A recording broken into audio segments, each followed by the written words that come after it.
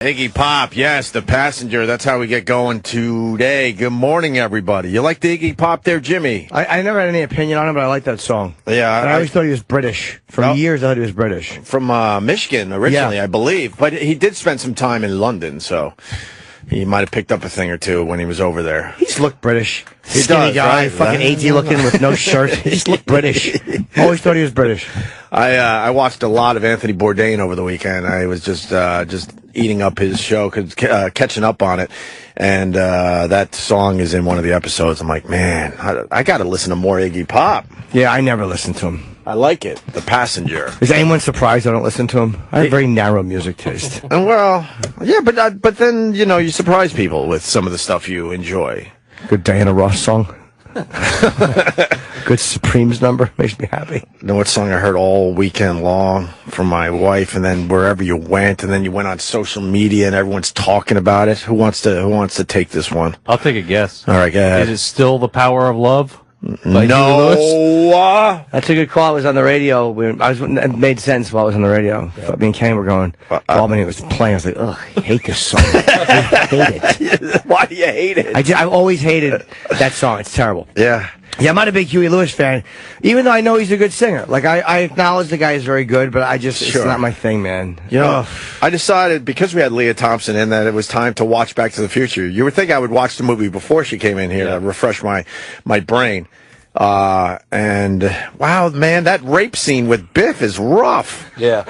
That's a rape scene. Yeah, that's an actual rape scene in a mild.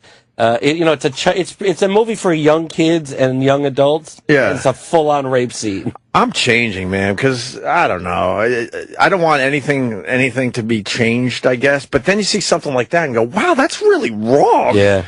That's not a good scene to just throw out there in a fun, quote, almost family movie. Yeah. Yeah, it's weird. She's screaming for help, help me, help me. The rape scenes in 80s comedies are amazing. It's true. It's crazy, There's a lot of rapey shit. Yeah. That's why I love when I finally go back and see a movie for the first time. And honestly, I think that was the first time I've seen Back to the Future in 20 years. And I was just blown away and surprised. I'm like, oh, that's right, this is a rape scene. And it's not a great movie.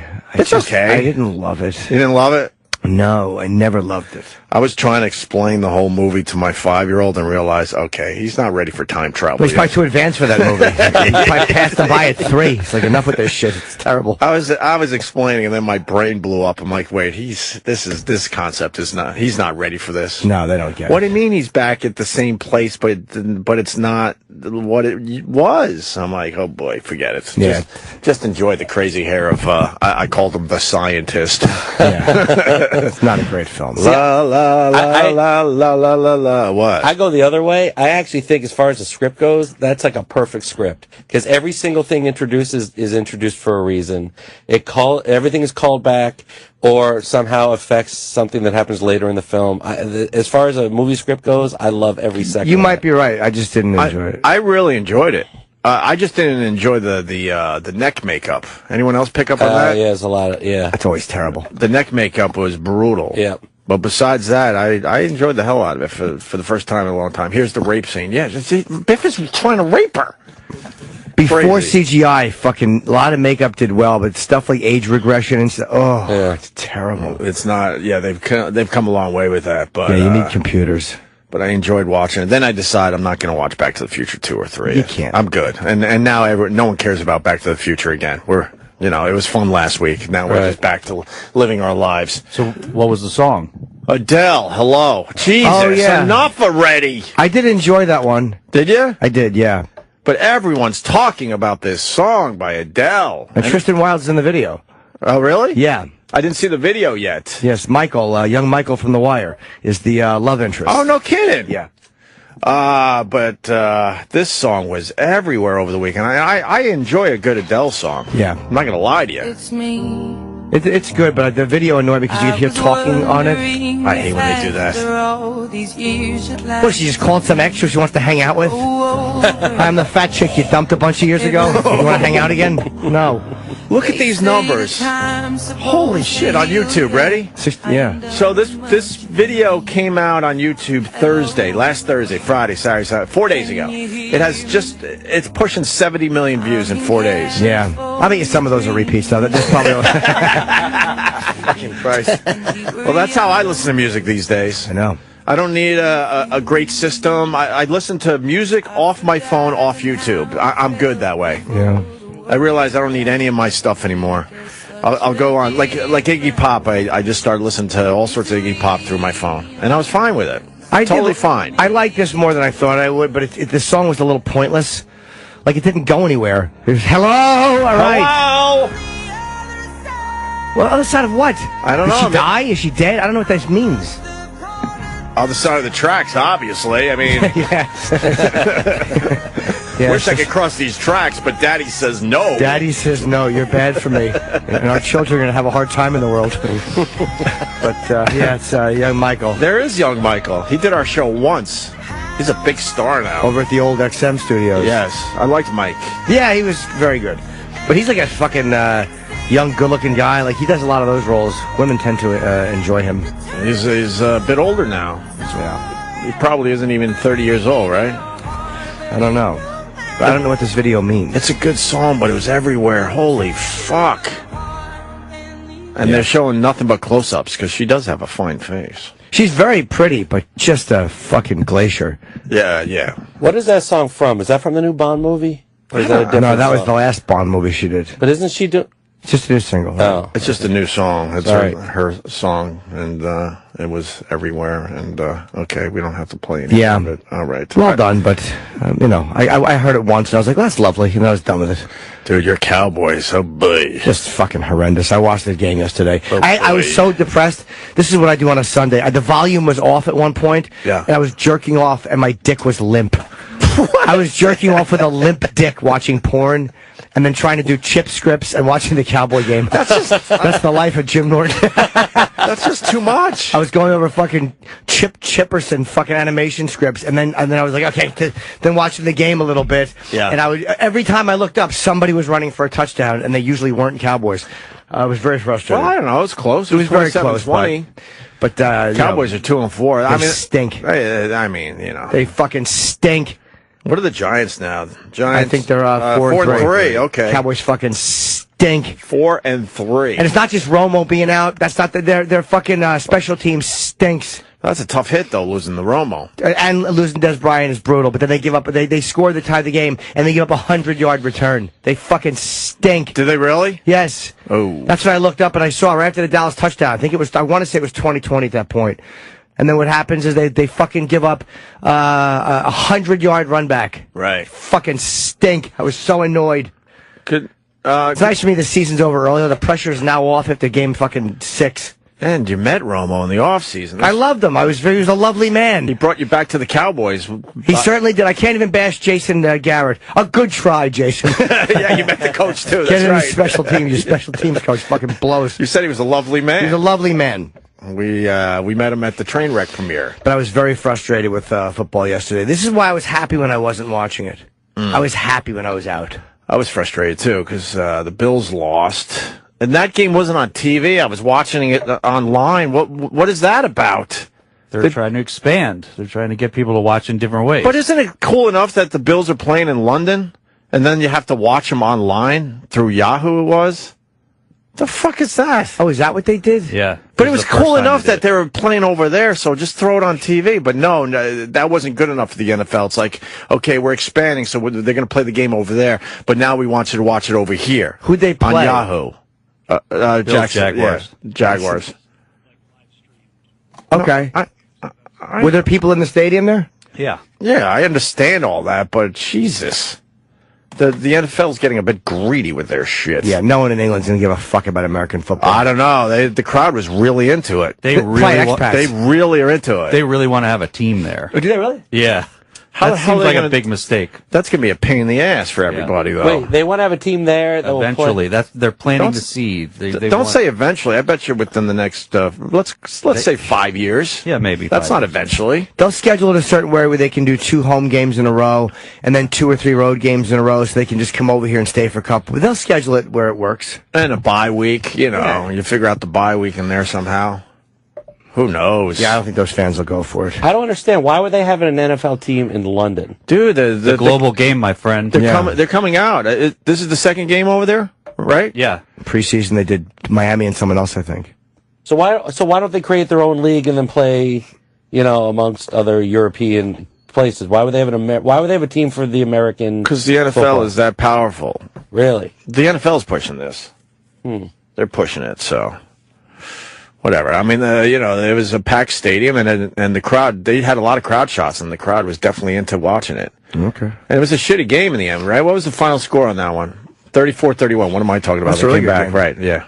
I didn't watch the Yeah, whole but the thing online. Bills came all the way back. I think the Bills scored 18 points. 18 points in the fourth quarter. So, God, I'm an idiot. Why? Because I thought it was comeback. I thought it was a shitty game. I turned it off because it was a shitty game, and that was a lot closer in the end. Oh, wait, and the Bills still lost after 18 points in the fourth quarter? Yeah, they lost. Yeah. So they were down 34-13? They were down 27-13 at the half. Oh, okay. And then I watched a little bit of the third, and then I tapped out, and then the Bills scored 18 in the fourth, and then Jacksonville scored 7, and that was your difference. So the big game I watched was the Jets Patriots. That was a really good game. The Jets gave them a very good game. And then that's another game that Brady marches down the field. I'm like, all right, it's over. I think it was 1:30 left. I'm like, all right, let's go, because we wanted to do a little of that pumpkin picking. Where'd you go pumpkin picking? Where'd you go? That's why I try to whisper that, Jimmy. It hurts Jimmy's heart. Where'd you go pumpkin? There's a lot of us that do this on the It's weekends, a very Jimmy. popular thing. I acknowledge that. I've ran into a lot of fans doing the exact same thing. Absolutely. For some reason, a lot of our fans are doing the pumpkin picking on a Sunday. Let me amend my thing. I had a great Sunday doing chip scripts, jerking off with a limp dick, watching my team lose. I would take that any day. But I watched. I mean, I could have watched the whole game, but I'm thinking, all right, it's over. Let's get the sun's starting to go down, so let's get out of here. And then the freaking Jets marched down the field. I believe they kicked the field goal, and then they recovered an onside, right? Onside kick, and then I think they had 14 seconds left. And then Fitzpatrick threw a short one instead of going for the Hail Mary, I believe. And then they couldn't spike the ball in time to get another play. So wait, instead of they didn't let the other team score on a special teams and then get the ball back and then drop the ball on the fucking kickoff and give it up? They didn't do that? Wow. who did that? I don't know. I'm just wondering if anyone else's special strange. teams had a fucking collapse like that. Who Fucking did that? cunts. That's really strange. Oh, God, was that it? I understand why Elvis shot the TV. I really do. I understand why fucking Elvis shot his television. So fucking annoying. My team was down 37-6 at home to the Raiders. Oh, yeah, that's right. They The stink and they're done. The San Diego Chargers. They just stink. I cannot believe you're a Chargers fan. That's like the worst team to be a fan of, I think, overall. But when they win, it's such a weird team to follow unless you're from San Diego. yeah, well, His whole life. That's so strange to me. His whole but it's life. back in the 80s, it's no different than people like the 49ers, the Cowboys, or the Steelers. And, they were all good teams back then. Right. I guess. I don't know anything about the Chargers. I couldn't stink. What's their record? 2-5. 2-5. And what are we down to? We still got we're down to 5 undefeated teams. We had 6 last week, didn't we? Yeah. We should have done that fucking pool where everyone picks a team to see who's the last team standing. Oh my God, we should have done that. We could still do it. We Let's got do it 5 now. left. We got Patriots, Bengals, Broncos, Packers, and Panthers all still undefeated. I'll take the Panthers. You pull it out of a hat. That's how it works. I know, but I'm telling you, I don't know anything about football. I just like the name the Panthers. Let's throw 100 in each. Who are you fucking? You like the guy? You like fucking Dwayne from What's Happening betting on football? You like the helmets? When Dwayne was picking all these winners, it was just because he liked their helmets. Yeah, Dumb cock. I don't remember that. That I was just said I did, and I got to be honest, I don't remember Dwayne was that. picking all these things, and it was the guy who played. I think it was like Rerun's brother-in-law or one of them was like fucking bet on all this money because Dwayne's picks were so good, and he finally said, "How do you come to these?" And he's like, "'Cause I like the helmets." That's right. And he had bet all his Can we money. find that clip? I don't even know if it's a clip. I'm sure it's up there somewhere. If you can find it. I used to love What's Happening, too. Dude, do you remember when... That show, does that hold up, that show? No. Oh, no, not for Not a at all? second. No. Is a D being an asshole? No. Nothing. All that stuff doesn't hold up? Roger's glasses had no glass in it. They were just empty frames. Oh, no kidding. Yeah, there's like all kinds of stuff you look at. You don't know. You don't understand. Shirley Hemphill. I don't understand anything. I don't understand why they put her on TV. But do you remember when they were bootlegging tapes? Oh, the Doobie Brothers. Yeah, and, I know that one still. Yeah, but then the line, "Which doobie you be?" when they met him. To this day, I love that line. What? They Genius. They ain't related, but they Doobie Brothers. They Doobie Brothers. What's wrong with playing off the name a little bit? Which doobie you be? That was a terrible episode. When fucking dumb fatso drops the fucking tape recorder. And the cassette falls out. Yeah, no, this show I'm sure doesn't hold up at all. And the Doobie Brothers stopped the show and they're like, "Hey man, it's not cool to be recorded and things." We thought you were our friend, Rerun. Fucking stupid. That's illegal. The best Rerun moment ever is when he gets stabbed in the dick in fucking Vice Squad. That's the best Fred Berry moment. When he plays a sugar pimp named Dorsey and fucking Wings Hauser. He's like, "Where's he was looking for like Ginger or one of those ones he was gonna fucking kill." Yeah. And he's like, "You know what the problem with you sugar pimps is? You ain't got no balls, boy." And he stabs him and you hear, "Oh!" And he makes that like piggy squeal from getting stabbed in the testicles with a switchblade. Yeah. That's my favorite Rerun moment. That movie scared the shit out of me as a kid when it was on HBO. No, it did not have that reaction on me. I fucking tugged my prick to all those fucking spandex-wearing prostitutes. That's what it was about. Yeah, it was about a Nina Blackwood was in that. Yep, Nina Blackwood She was. played a hooker who Wings Hauser beat to death with a pimp stick. I was laughing at the spandex in Back to the Future, bringing it back to that. There's a scene where Michael J. Fox is with his girlfriend outside the school there, and these two girls walk by in their outfits, their Jane Fonda type outfits, and he turns his head all the way around to look at their ass. I was laughing like, there's nothing sexy about that now. But I guess back in '85, we all would have looked at that and went, "Oh, look at that juicy rump." I still like that though. No, man, I still like it. It looked kind of ridiculous. I think it looks dated, but I definitely looks dated, but an ass is an ass in the end. Yeah. Right? Do you like stretch pants? I like the stretchy pants on a girl, man. They drive me crazy. I'm in love with stretch pants. Whoever decided that all the broads need to wear those, thank you. You mean like yoga pants, stretch pants? They're wearing them all the time. No, they're not going to yoga anymore. They're going to work in these things. Yeah. Holy fuck. And they're paper thin too. Yep. You can see their panties. Yeah, I like that. Oh yeah, those don't hold up. The workout outfits don't. The leotard with the fucking dumb headbands. The tits falling out is really nice. We're looking at a photo of her, but it's like it's a giant V, but it doesn't even look like a V. It looks like a planter because there's no like V at the bottom of the twat. It's just like a straight line. It's really unsexy. I'll tell you what's wrong with that picture. There's too much padding down below. Yeah. So you don't get to see the camel toe. Yeah, exactly. That's Marky Post. It looks like by the way. I know. We were talking about Marky Post on Friday. Look, see, you can't see anything. That's horrible. She's bending over, When they looking bend between over, her you can't legs. see anything because there's a lot of padding down there. Oh yeah, it's awful. Yeah, there's nothing worse than a bumpless pussy. That's nice. Wow, that's a guy with a mullet and some really hot girl's Wait, leg is the up guy in the with air. the mullet is nice? No, I'm just kind of describing the whole photo. He's Okay. awful. But her fucking, that couldn't be a vag bump. That's got to be a goof picture. We're looking at one. That looks like a ball bag. Yeah, but that's a big giant vagina or she's got a tamp in. Nothing worse when you think you see camel toe and it's a fucking tamp. Yeah. That photo could not be more German. Why? Maybe, yeah. What makes it German? The hair? Yeah, it's just got What a else makes German it vibe. look German? You can tell. What do you mean you can tell? Yeah. Explain yourself. It's she just looks like she speaks German. He looks like he'd respond like Ufka. Kittenbauer. All right. Yeah, that's a weird, that's been photoshopped. You can tell they photoshopped the penis bulge in him and they photoshopped her puss. Her puss? Yeah, they did. They photoshopped it. I think. For the first time in NFL history, there are 5 6-0 teams. Did not know that. So let's do this. How much money you want to throw in a pool? The usual million. You want in, Jimmy? No, I'm not a good gambler. No. What's the bet? We got 6 undefeated teams. We put the names in a hat, and we all just pick one randomly. I bet a buck. And then the last team standing gets the money. I bet a buck. A buck. Yes. What are we good for? Tabes, $1. I bet $25. Hard on, 25. Who wants in? I'm in. I'll do it. Justin's in, Eric's in, I'm in. I bet $25. $25. Travis, you want in? We don't know what the bet is. Well, we don't have to go $100. We didn't say it. The highest. What's the? I bet $25. Jimmy wants to do $25. No, we're just randomly picking it out of the hat. That's the.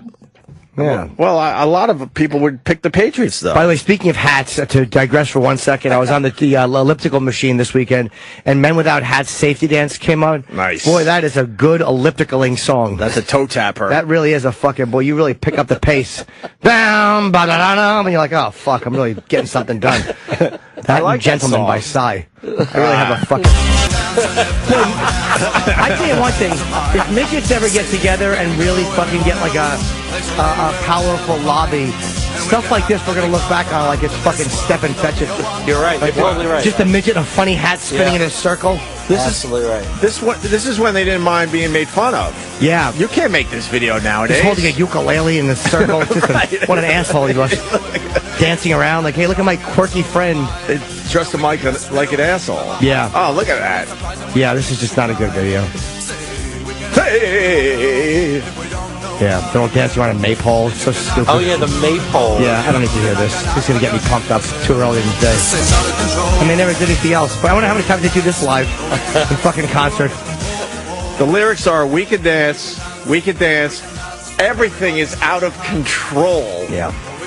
Have you ever danced to the point of being out of control, Jimmy? No, never. You know what? You know, out of control? Picture yourself looking at Chip Chipperson scripts with a limp penis, tugging it while your team loses. That's called being out of control. That's out of control. Yeah. I hear you. Yeah. He's getting the whole village, to march with him and dance. Though. But they're doing the safety. How fucking embarrassing was this to shoot? He's got to do the big S. Oh, they're all dancing in a circle. It's like Game of Thrones without the castration. This is really a fucking awful video. The midget's fake playing the fucking... Wait a minute. Oh, poor little guy. I want to hug him. We can leave your friends behind because they don't dance. They don't dance, yeah. It'd be funny, there's a bunch of people in wheelchairs off to the corner. Like, this is just a vicious video. You leave your friends behind. Or it's that guy on the United flight this weekend crawling off because the wheelchair didn't get there fast enough. What happened? They had to apologize because some... I didn't hear about this. Some man, I've been getting tweeted all morning about some fucking guy, I guess that they were waiting for the wheelchair. And I don't know if he was impatient or if they just said, it didn't happen. Yeah. And he had to crawl off the plane, so they apologized. Did he crawl up the ramp, all the way to I don't know how far he got. You're hoping that the minute you see a pastor crawling down the aisle, shouldn't you go wheelchair immediately? Yeah. This is not going to look good for anyone with a cell phone. I think Pastor's crawling off the fucking I think plane. that's when your fellow passengers help you, though. I would hope so. They'll let you do it a little bit and then go, all right, we gotta pick this guy off the rug. But aren't they usually last? Like if there's a wheelchair and you're in the back of the plane, they usually wait till last and they'll bring it on. I always found that they're first. No, not at the end of the flight because everyone stands up to get off. You have to wait.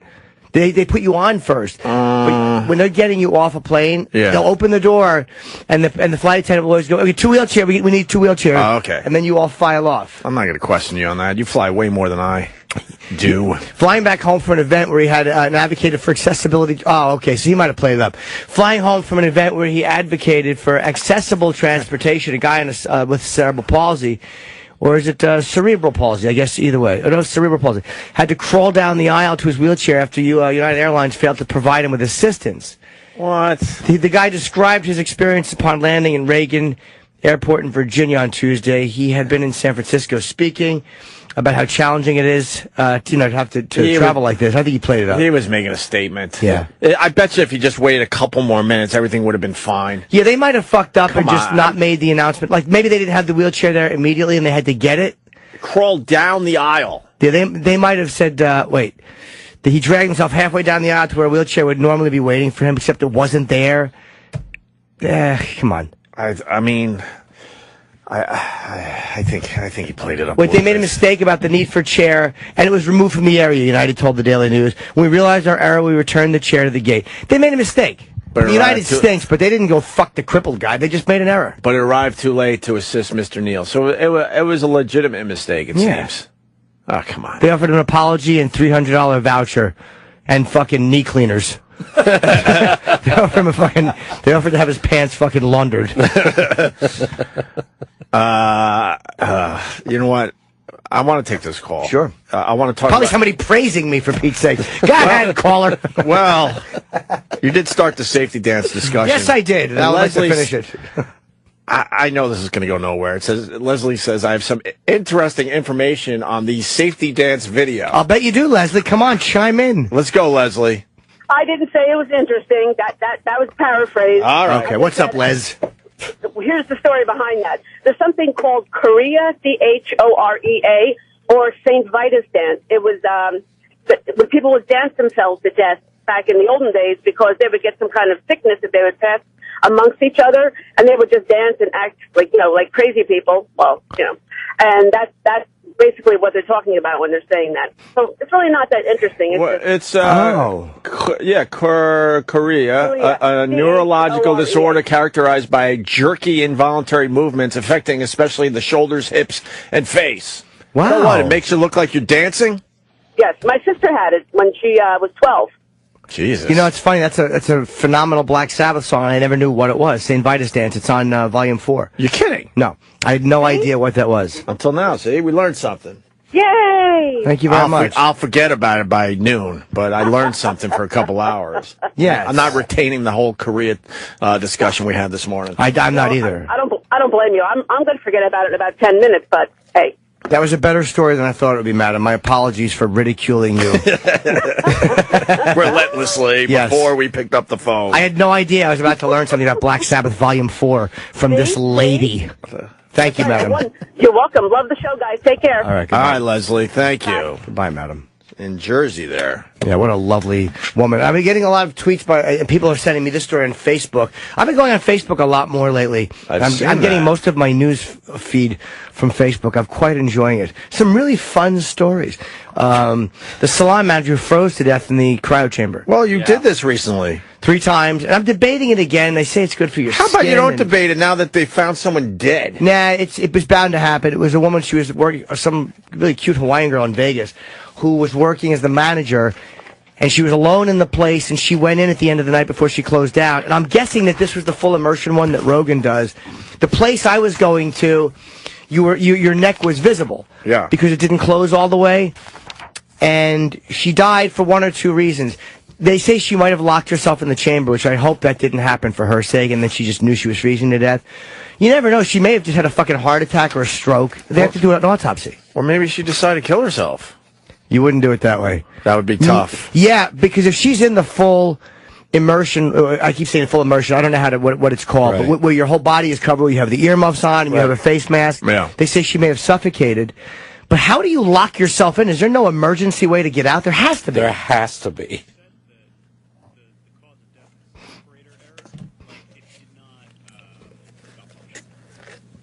She probably thought she could take it for a little longer.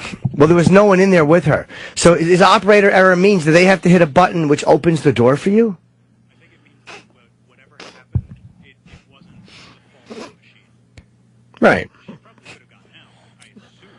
Or maybe... They're saying that, But again, if the machine locks and there's no one outside to open it, that still wouldn't be the machine's fault. That would be an operator error because you're doing it. She did something wrong, is basically what they're saying. Right. Maybe she decided she could handle it a little longer or something like that. She was there for 10 hours, but that just means she died overnight. Oh, yeah, You immediately, that meant she died overnight. But I want to know what, I bet you that the fucking autopsy reveals something like she was... Well, this one's saying she accidentally got locked inside the machine. How do you get locked inside the Froze machine? to death inside the chamber after she accidentally got locked inside the machine. I don't know. They're not explaining it How further. the fuck does that... How is there no off switch in the machine? Have ruled her death. Operator error. There's nothing else really. Well, I guarantee what they'll do after this, if this is what it is they'll put some kind of a feature where you can either always open the door or there's a big switch in there that you can hit to turn it off if you have to. Gosh. But even then, it'll probably still take some few minutes to wind down. That's fucking cold. Actually, yeah, on the ones that you're fully engulfed, whatever. Immersed. Isn't it? I've only seen one, and I saw it on the news. You have to go into one room, and then from that go into a second room. Yeah, I guess so. So if she had a problem, she may have had problems getting from one room to the other to get out. But it should, again, there should always be a way to get the fuck out of, of a minus 240-degree chamber. Or put a sweater in there. A sweater in case you're chilly. You know what? It's a wonderful point. Yeah, I don't know, but people have been sending me that. But that kind of made me think, like, hey, I want to go back to cryotherapy. I'm glad you said that. Like, I kind of want to go do more. Well, did it do anything? No, but I only did it for 3. And again, I don't know what the long-term effects are on your skin. It's supposed to just be good for you, but it could just be shit. I think if you're an athlete, it's good for you. Well, if obviously, look at me. I mean, if you're training and competing, then I think something like that is really good for you. I am competing. I mean, look at me. I mean, you please. look wonderful. Yes. My God. I'm so far third in the most mediocre man contest. I'm hoping to come in first. I don't know. I want to know what happened, but the autopsy will reveal it. Of course it will. I hope she didn't fucking just get locked in. That stinks. You're dying. Well, that's what the one article's saying. Well, maybe after hours she was, getting her time in, and then something happened. When holy fuck, there's no one here to save me. And she must have known that, though. If you were going to get locked in with no one on the outside, she would know that, right? Because she was a tech. Yeah. Jim was talking about Black Sabbath, and I wanted to ask him a few questions about his fandom. Okay. You want to do this? Of course. All right. Let's say hi to James in Detroit. James. Morning, boys. Hi, Good morning, James. Jim, I love you. Opie, I love you guys. Jim, I got a quick question, though. I was a huge metalhead for the longest time and kind of got away from it, and I've kind of rediscovered their catalog lately. Well, I want to know your take on, like, the whole Dio era and, like, what are your, like, top 3 to 5 favorite Sabbath albums for someone trying to, like, rediscover them? Jeez. I have a feeling as I start to answer that, he's going to scream at me, but I'm going to answer it anyway. I love the Dio era. I love it. It was fucking awesome. Dehumanizer, Live Evil, Mob Rules, fucking Heaven and Hell are phenomenal. And Live at Radio City, it's great. I love the Dio era. Well, his voice is just ridiculous. It was awesome. The riff, it was still Tony and Geezer. I mean, it's great, dude. What about in general, though? Like, let's say the entire catalog. What would you say, like, the top 5 Sabbath albums? Well, there's only 8 of the original albums and 9 if you want to include 13. So I'm not going to go through all of them. I'll just say probably Volume 4 or Master of Reality were my favorite 2 albums. If I had to choose, I would say those 2. I would start with Volume 4 or Master of Reality, but that's just me. Did you like 13? I loved it. I loved 13. Me too. Yes. All right. Thank you so much, Jimmy. All right, buddy. All right, James. Have a good day, buddy. Fantastic. So I don't know about this. If anyone knows anything about this salon thing. Well, I'm sure more will come out. They're still investigating. Is there anybody who works in one of these places or who knows why? How do you get locked into one? Well, you've been in one of these things. But again, mine was different, and I had an operator there. Right. Are we sure this is one where your whole body's in it? Yeah, it says that on the... It has to be, because if you're getting locked in, because you could climb over the top if you had to, maybe, right? When you step in, you're wearing clogs. You're wearing weird wooden shoes with socks. When you step in, it's such an assault on your body. Like, fuck that.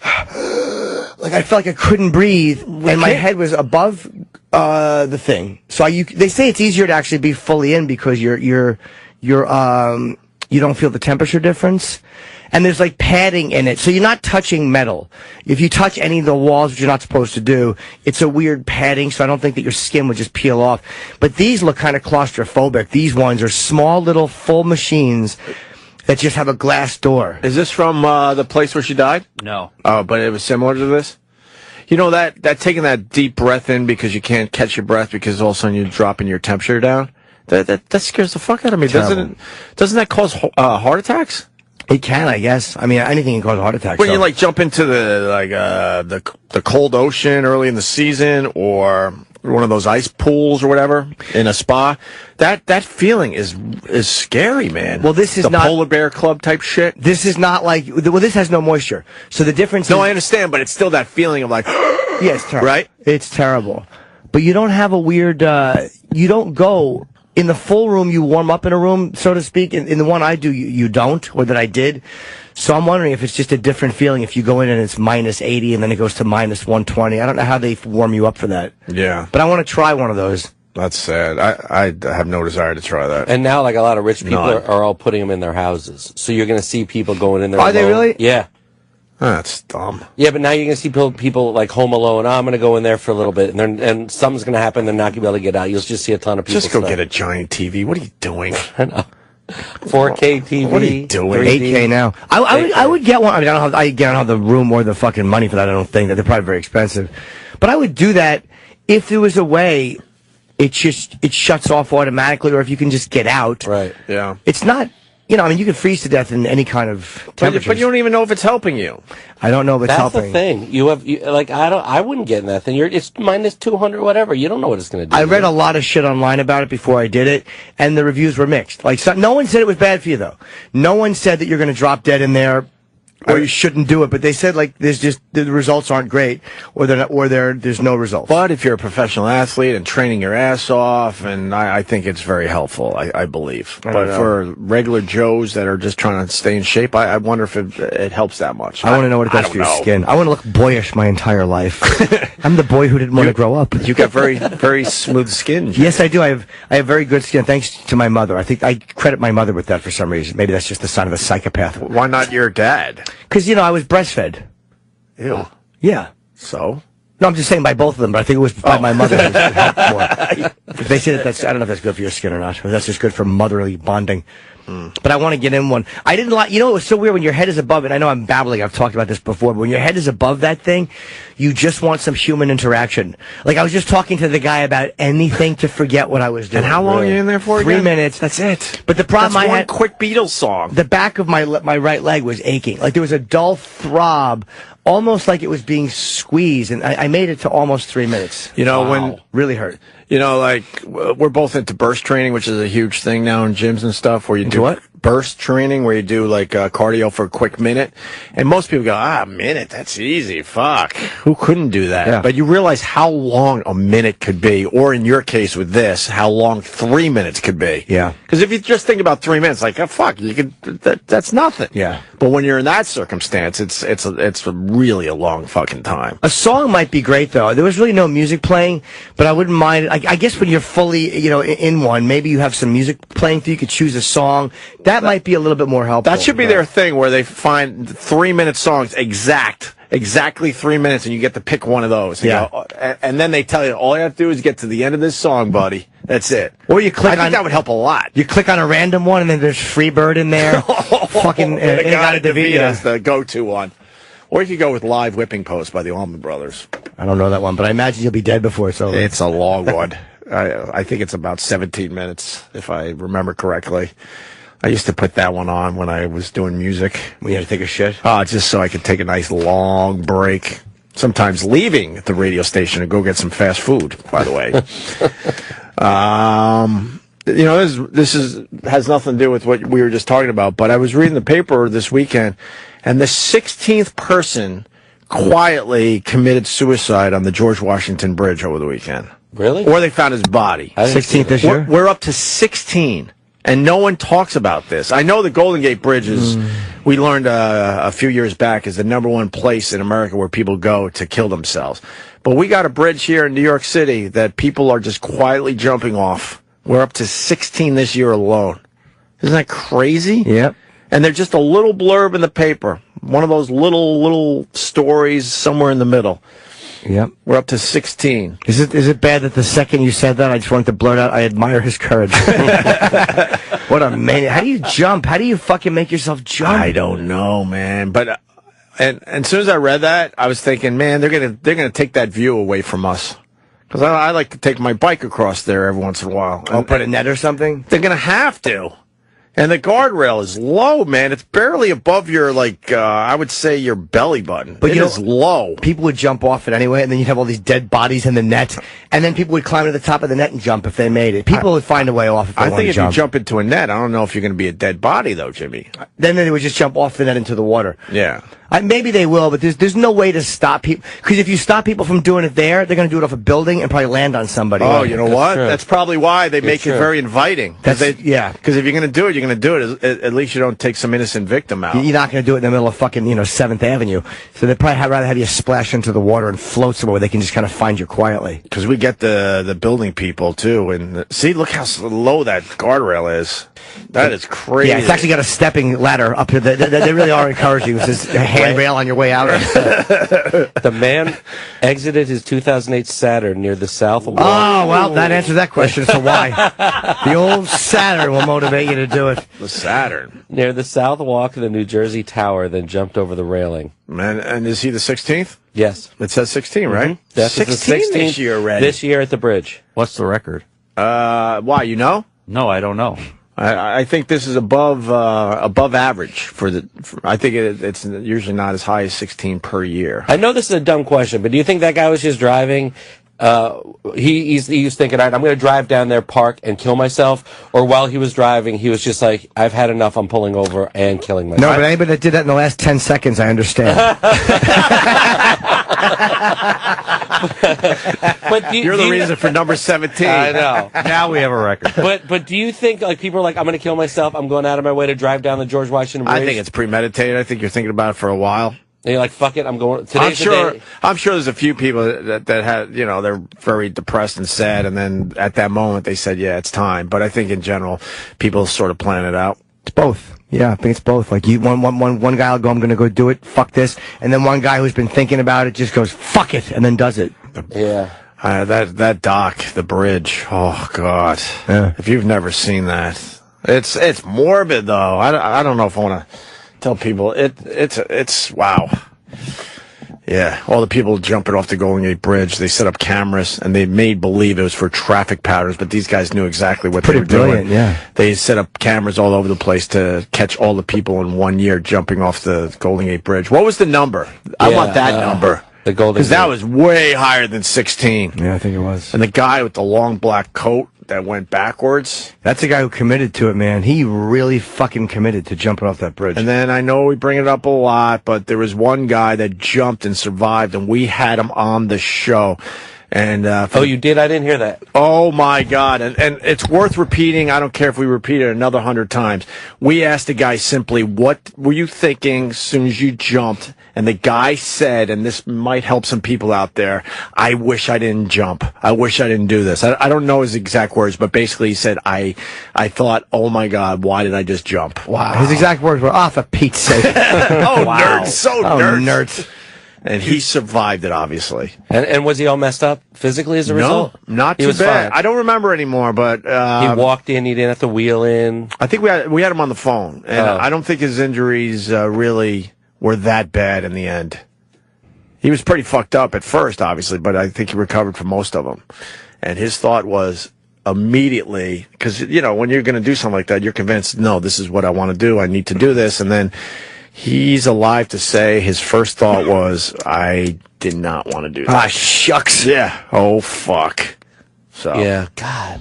According to Wikipedia, the impact kills 98% of the people who jump at Golden Gate Bridge. What's the height? Let's see. I'm finding, by the way, in 2014, they hit the record high of 46 people at the Golden Gate Bridge. Okay. I thought it was higher than that. I mean, because the George Washington Bridge, we have 16 for this year. As of 2005, it is estimated that 26 people have survived after jumping. Oh, okay. The Golden Gate Bridge. Go up again for the Golden Gate Bridge. From 1937 to 2012, so what's that, 75 years, right? An estimated 1,600 bodies were recovered of people who have jumped from the Golden Gate Bridge.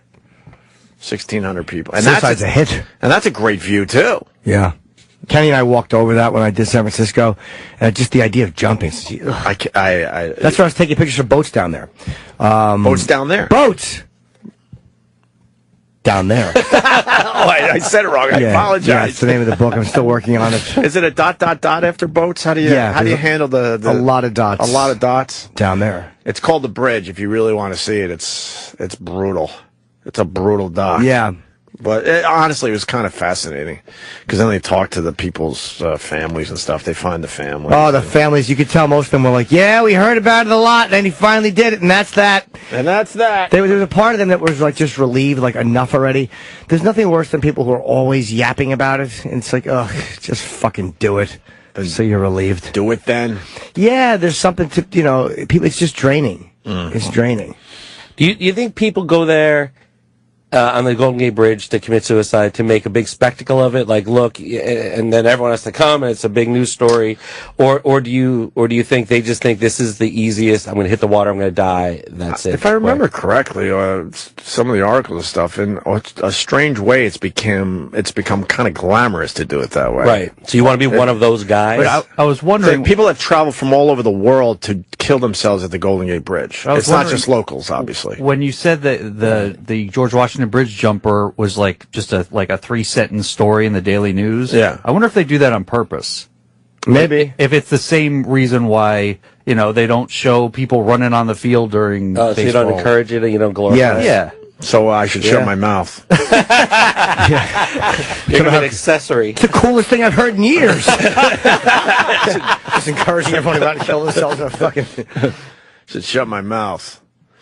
Yeah, I don't know.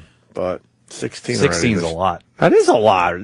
I feel like you shouldn't, that should be a bigger headline somewhere. There was one guy, there's a cop that jumped off years ago, this is now, and they thought he jumped, but he didn't, because he had shot somebody on the fucking bridge who he thought was brandishing a gun at him, but they weren't. It was like a tire jack or something. He had some altercation, and he shot them, and a whole bunch of cops showed up. They thought this fucking guy jumped. Wow. But he wound up not jumping. He wound up actually hiding in the back of an undercover car. Really? Yeah. What movie? And he lived in Jersey for a while. Wow. What fucking movie? Someone out there is laughing, enjoying that reference. Damn it! Can you let me know what movie that was? Someday. I'll let you know. It's a true story. It is a true story? Yep. And the crime was solved by a cop who had put weight on since he was in Rocky, and he also... how is this... his hearing was not good. Not good? No. He was so good in that, too. That's a great news story. Yes, it is. A wonderful news story. Great news story. Do you know which movie yet? No. You don't know the movie? Come on, where him and Janine Garofalo were partners. Janine Garofalo? Uh-huh. Yep. Sly and Janine Garofalo were partners. A lot of his... I believe they were partners, right? It's a movie I never saw. I was not a big... you've seen it. I was never a fan of Janine Garofalo. I hear she's terrific, too. I hear she's a nice lady. It's one of those things. It's a Stallone movie, but he was so good in it. Yeah. What fucking movie? Michael Rappaport, Ray Liotta, Harvey Keitel, De Niro. Yeah, of course. Bobby D. I do know the movie. Yeah. I swear I know the movie because Sylvester Stallone was the odd man in that cast. I remember. Me and Kenny were talking about this weekend. He put on 40 pounds for that movie. He was so good. Do you remember how he did it? He ate pancakes and peanut butter every day. Like a stack of pancakes with like peanut butter slobbered on each pancake, and he put the weight on like immediately. Do you know how good that must have been? That What must a have been fun thing to do unbelievable. when you know you can lose it. Yeah. It wasn't. What was the name of the movie? Because I do remember that, and Stallone pulled it off because you had all these great actors in this movie, and then they're saying Stallone. And then, but he hung right with those guys. Amazing. What the fuck is the name of the movie? They gave it away. It was called The Cop Who You Thought Jumped But Didn't. It was really a sad name for a movie. It doesn't make sense till you see the movie. Yeah. Then you're like, oh, that's... Oh, Copland in Water. I get it. How do you pull these references out of your ass? Because Copland, okay, Yeah. 1997. Because I saw the movie in 1997 and have not seen it since. So, See, I will tell you that Janine Garofalo, and I do like and her. she was good in that movie. Now that Yeah. I do remember this movie. I liked her in the Ben Stiller show way back when, and then she was overexposed and did way too much. But she was good in this movie. Stallone, he was amazing in this movie. I'll tell you how I pull these references out of my ass, to be very honest with you. It's called having nothing of value emotionally. So it's all garbage in there. But did you see this movie recently and you just kind of threw it in the back of your head? I mean, I've seen it within the last 5 or 6 years, but I don't remember when it was on. That's really good. Or when I saw it. But again, it just came up. Me and Kenny were talking about it recently. So maybe that's why I thought of it when I heard of the That bridge. pancake thing sounds fantastic. There's nothing that sounds better right now. Anthony Bourdain, I was watching Parts Unknown. Like I said, I was catching up, and they did a Miami episode, and he talks to Iggy Pop, and he also talked to Questlove. and they're having that. They call it the Elvis breakfast down in Miami or outside of Miami. And I'm trying to remember everything that was in it, but it was pancakes, it was bananas, it was peanut butter, it was other shit. Yeah. And it looked amazing. But can you imagine how you would feel after eating that? Well, if you ate it once, you'd probably feel great. Like Elvis would eat fried banana and peanut butter sandwiches. Yeah. I just love the fact that he just was daring his heart. No kidding. He was just telling his heart, I fucking dare you to quit, cocksucker. They called it the Elvis breakfast, if you can find it. Yeah. And it's a legendary place down there. But Oh, that's right. are we ready to take our first break? I'm a little hungry, but our eggs have not arrived yet. We got Judah Friedlander coming in today with his very, I'm going to say it, it's a very strange book. Yes, it's called If the Raindrops United. It's drawings and cartoons by Judah Friedlander. And Judah is, let me spell this. It's like little cartoons. It's little sketches and thoughts by Judah Friedlander. Yes, Judah's an odd duck. It's a very strange book. Cousins, like this page. Cousins, wrench and fork, and that's all that is. That's that page.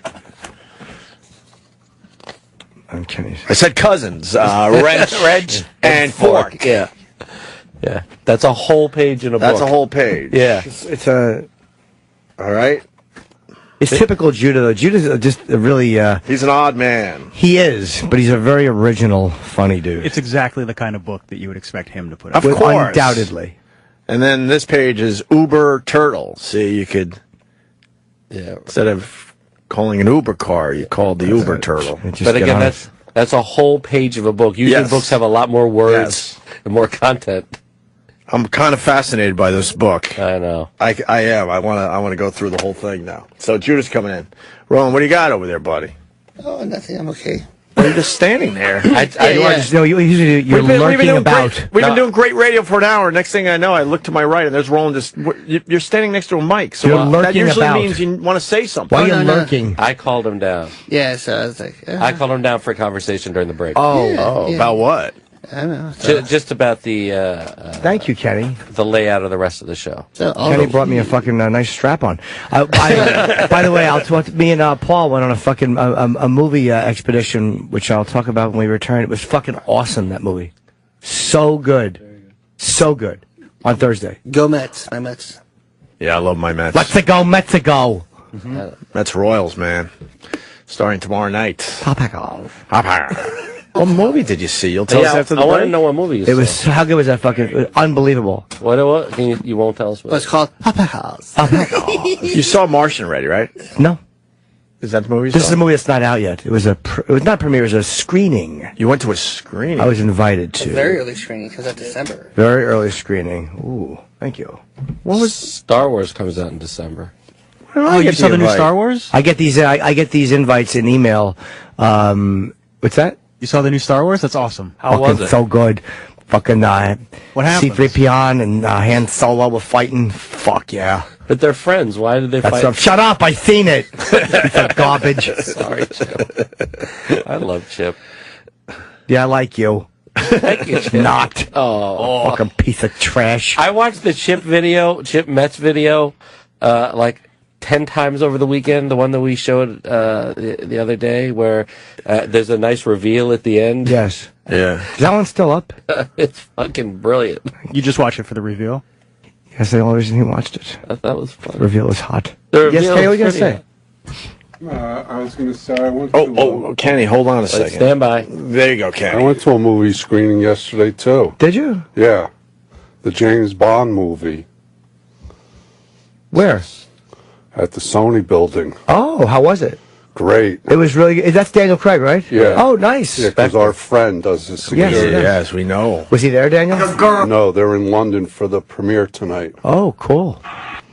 Very nice. Yeah, so it was for like his family and friends. Oh, very good. You're neither of those things. I saw the movie. And it was good? It was fantastic. He doesn't want to do them anymore. He said, I'm guessing because it's such a... I don't know if that's true. I don't think that's Oh, okay. true. I think He was just joking? I think it's all negotiation. Maybe. I'm just saying That's all it is. it's a very hard movie to make, I'm sure. It's only his fourth one, though, right? Yeah. That he was contracted for 4. Right. That's it. So that's why they always say, but he'll be back. All right, let's go to break. We're just babbling about nothing. I'll talk about the film. We could talk about our little film thing. Ooh. I almost humiliated myself. Really? Oh, boy, did I. Ooh, I can't wait to hear.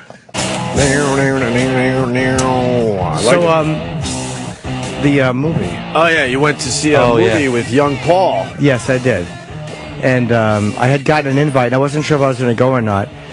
But I was like, I kind of have to, because I didn't want to see it, but I like getting these invites from this person, so I got invited to. It was like a screening called a movie called The Big Short, with Christian Bale and Steve Carell and Ryan Gosling. It's about the financial crash of 2008.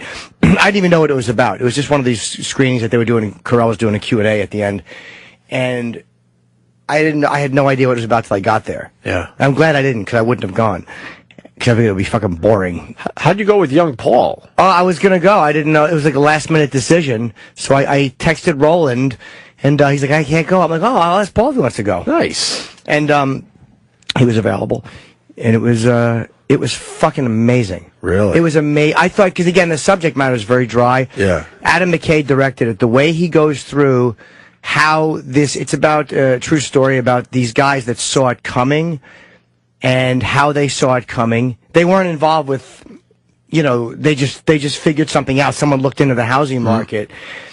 And really fucking brilliant. I'm doing a terrible job of explaining it. But they explain to you what went wrong and how the banks fucked up and what they did that was fucked up in a way that's easy to follow. Because I don't understand that stuff at all. Anybody who listens to this radio show will be happy to fucking tell you. But I admit that I really don't. I mean, I know I don't like baggers, but...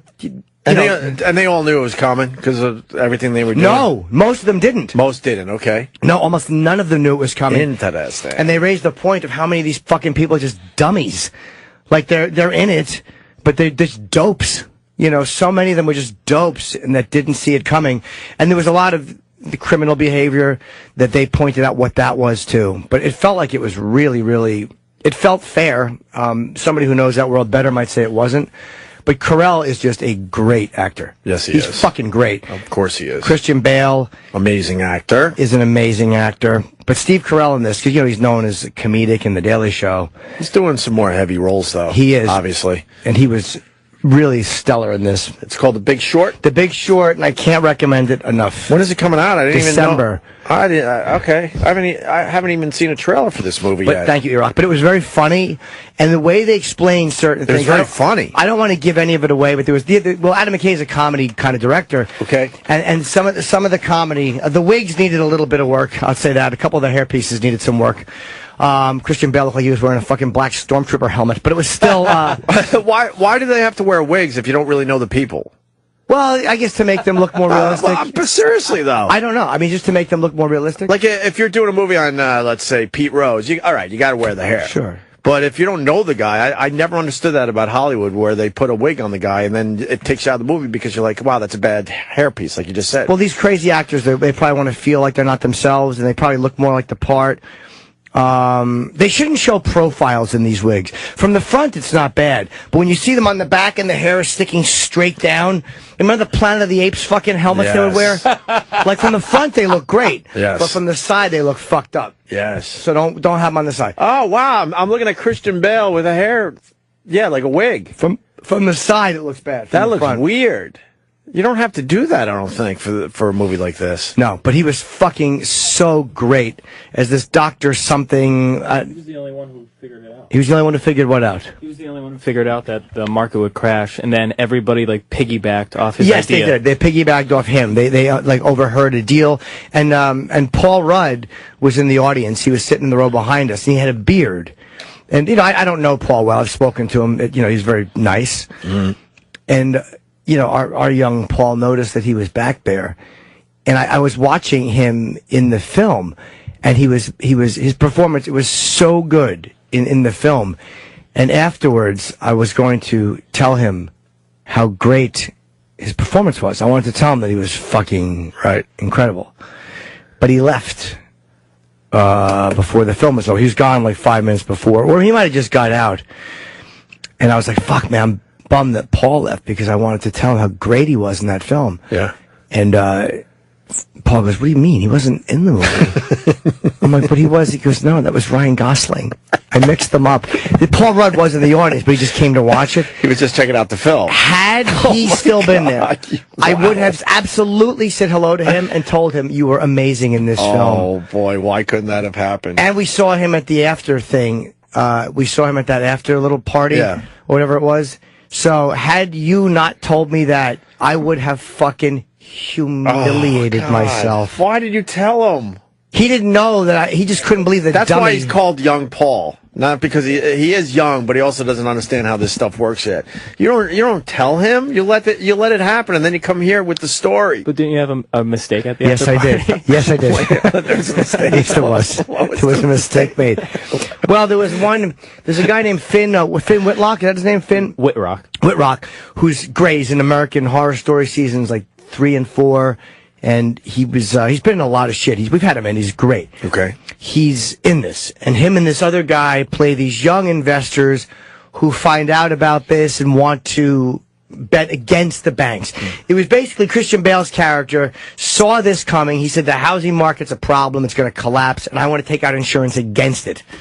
It was a smart thing to do for his investors. He didn't warn anybody, which was kind of cunty, but he did see it coming and bet against it. I think he actually went to they had no policy against it, so he went to the banks and said, "I want to bet against it." And they're like, "Okay, we'll take your money." So they created something so he could bet against it. And again, somebody want to call up and tell me how dumb I am, fair enough. So he got like a lot of money, pennies on the dollar, because no one thought this would happen. It was basically like going to the bank and going, "Yeah, I have Jim's computers, and I'm showing you an Etch-a-Sketch and saying I want to bet against Apple." Any bank would take my money and go, "Good, you dumb fuck." So they all took his money.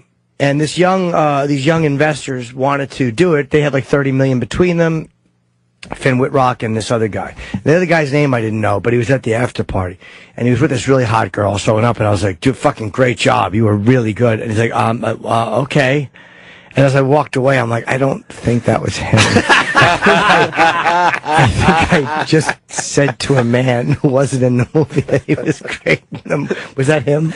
I don't think so. It wasn't him. What's he talking about, honey? Yeah, and he gave you. And and Paul Rudd was. I was going to say hello to him after. Yeah. But I was so embarrassed. I just let's leave. I had to leave the party. You had to leave the party because of that? Well, I was going to leave anyway. I was on my way out, but I was really embarrassed. I don't remember what it was. We remember the time me, you, and Florentine were at that thing. Yeah, when he got me you guys both got me. Yeah, no, it was a setup by both of us because Jimmy loves his celebrity pictures. So me and Florentine got together and said, "Hey, we'll tell Jimmy that guy." I forgot what show. I think we said CSI or something. It was the Comedy Central Dennis Leary roast, right? And it was a black guy wearing some weird corset almost. Yeah, and he looked like he was someone that was famous or an actor, but none of us knew who he was. So me and Florentine got together and said, "Let's tell Jimmy that's a big star." Whatever the show was hot at the time. You didn't say Jim's like he's a new action star, and he's like, "I don't even know the name. I forget his name." He's going to be big though. He's going to be big. That guy's going to be big. He's in all the action movies. And then we watched Jimmy prepare his camera and go over there and get a photo with the guy. And the guy's like, "You want a picture with me? What? Really?" He's like, "Real? Okay, all right." And then we told Jimmy. When you see the picture, as soon as I turned around, you two idiots are laughing, and I'm like, "Oh no!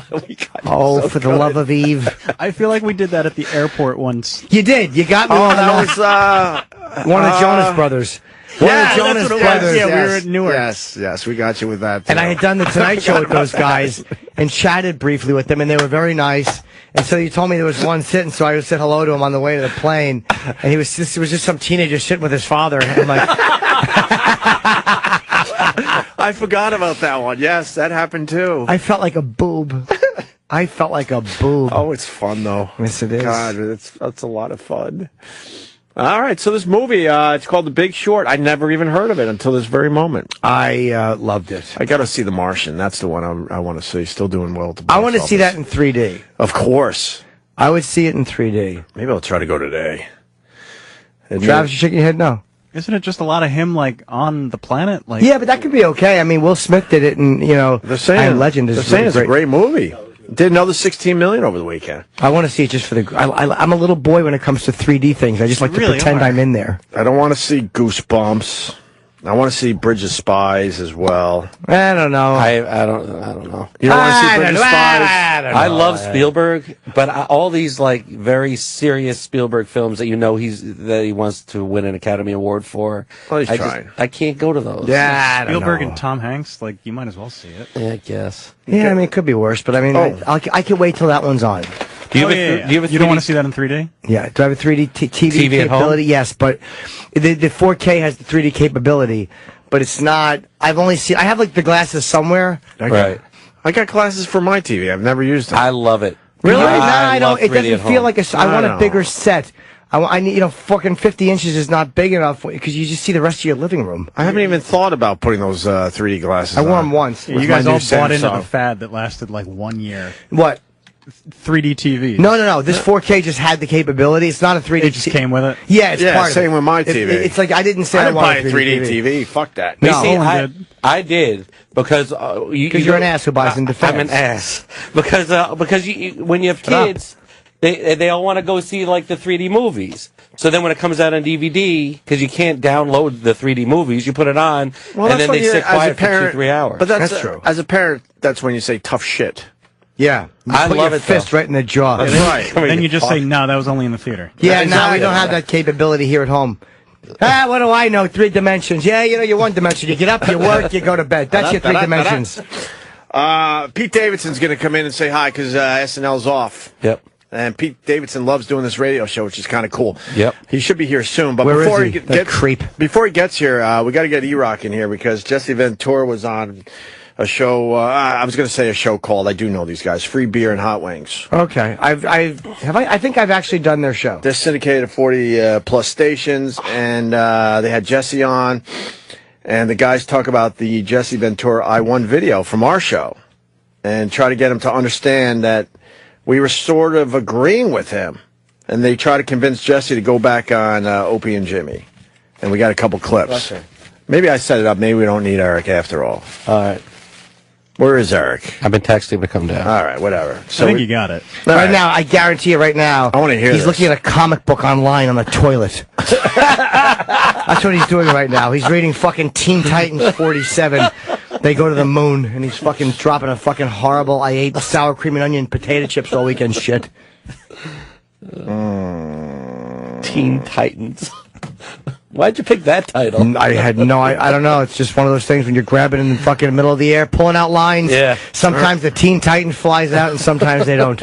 my kid's all about Teen Titans Go. There he is. Oh, Teen Titans Go. My kids watch that. I all actually day like long. watching that one. It's really That funny. one I don't mind watching with my kid. The whole Teen Titans Go.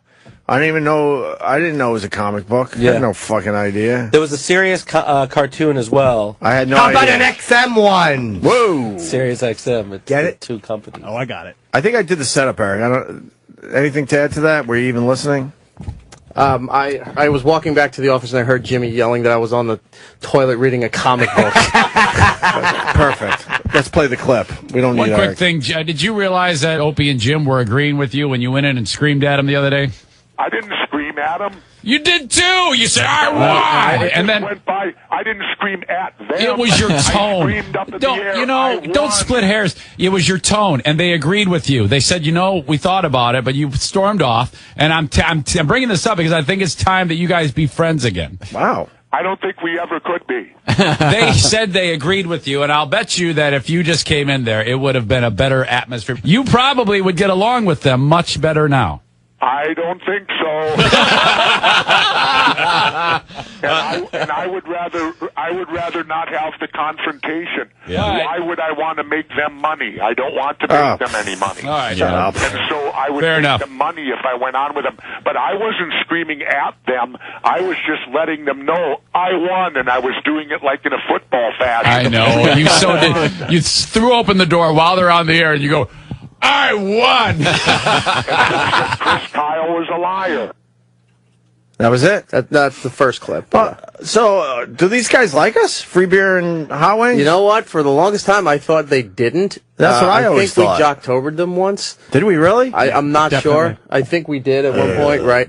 But oh boy, no, they reached out to me over the weekend and everything. Said, "Oh, we had this, and yeah, pretty cool. Be good for your show." So that's pretty cool. Yeah, I'm pretty sure I've done their show before. Kenny would remember more than me. They're syndicated. Yeah, you I probably don't know where did. they're based out of. Where are they based out of? Where? Minnesota. They're out of Are Minnesota. they Minnesota? Maybe. No, they're not out of Minnesota. I don't remember. Right. For some reason, I think I went into But they're in studio over with them. 40 markets. No, I know they do very well. I don't know much about them. I've heard the name over the years, though. That was a fun Jesse Ventura they got, huh? Right. Did we ever get the fun version of Jesse Ventura? Or was it always It's fun when he walked in. confrontational? You I know- think we used to have the fun Jesse until the whole... I know what it was. It was the whole 9/11 stuff that really kind of changed the atmosphere with him doing our show. The first time he was on, he and I bickered at K-Rock. Second time, we got along great. I loved him. And the third time, we had that thing. He's only been on 3 times? I feel like he's done the show more With than me, that. yeah. Only 3 that I can Okay. remember. I mean, look, if he wants to come on, great. If he doesn't, great. I And mean, he I wasn't think- doing like a football win. He was like really just being a dick. Yeah, I mean, I didn't take it like he was yelling at us, but, you know, the only thing I'm annoyed that he's saying is you're not going to make us money by coming on. No, one just gives a shit yeah, if you come on. Whatever. Let's play the second clip from Free Beer and Hot Wings. See, good to talk to you. Thank you. But they actually agreed with me? They did. And there's video of it available if you, as you were walking away with that. They agree Chris Kyle lied? Jim Norton actually said after you guys had your initial reaction, he went back and looked more at stuff, and he realized, he thought that you were probably telling the truth. So not only that court, but even more shocking, those guys agree that you, in fact, were right and should have won the lawsuit as you did. Wow. Yes. You see? I'll tell you what, there is hope, isn't there? You got to go back. You got to fix it. You can fix it. There must be real hope in the world. No, those guys. There may be daisies between you two. I'm Jim, telling you got to man. overturn that. They are good guys. And Unfortunately, I don't get to New York very often, so they're going to have to wait till I get back there. Yeah, when you run for president, you go on that show and you bury the hatchet right there. And we're the ones who facilitated this shit, Jesse. All right, but there's no promises. Okay, that's okay. Okay, we're going to send them this audio. Thanks, right. Jesse. See you, buddy. See ya. You hear That's how cool, those guys. It's very cool of Free Beer and Hot Wings. You hear how happy Jesse was? Oh, they did. They did. But It's all an act. Yeah, it is all an act because when I cornered him down at the end of the hallway, you were saying the same shit. I said the exact same shit. It's easier when there's a little time between you, too. And he's not That's true. talking, they're not members of the show, so they have no reason to try to lure him in. That's true. So I'll tell you this. He'll come back on the show, and then we'll disagree with something else, and there'll be a whole new problem. maybe. But I mean, that was something, and this happened before I think Chris was even killed, that we agreed with Jesse on that one, or at least it felt like he was being truthful.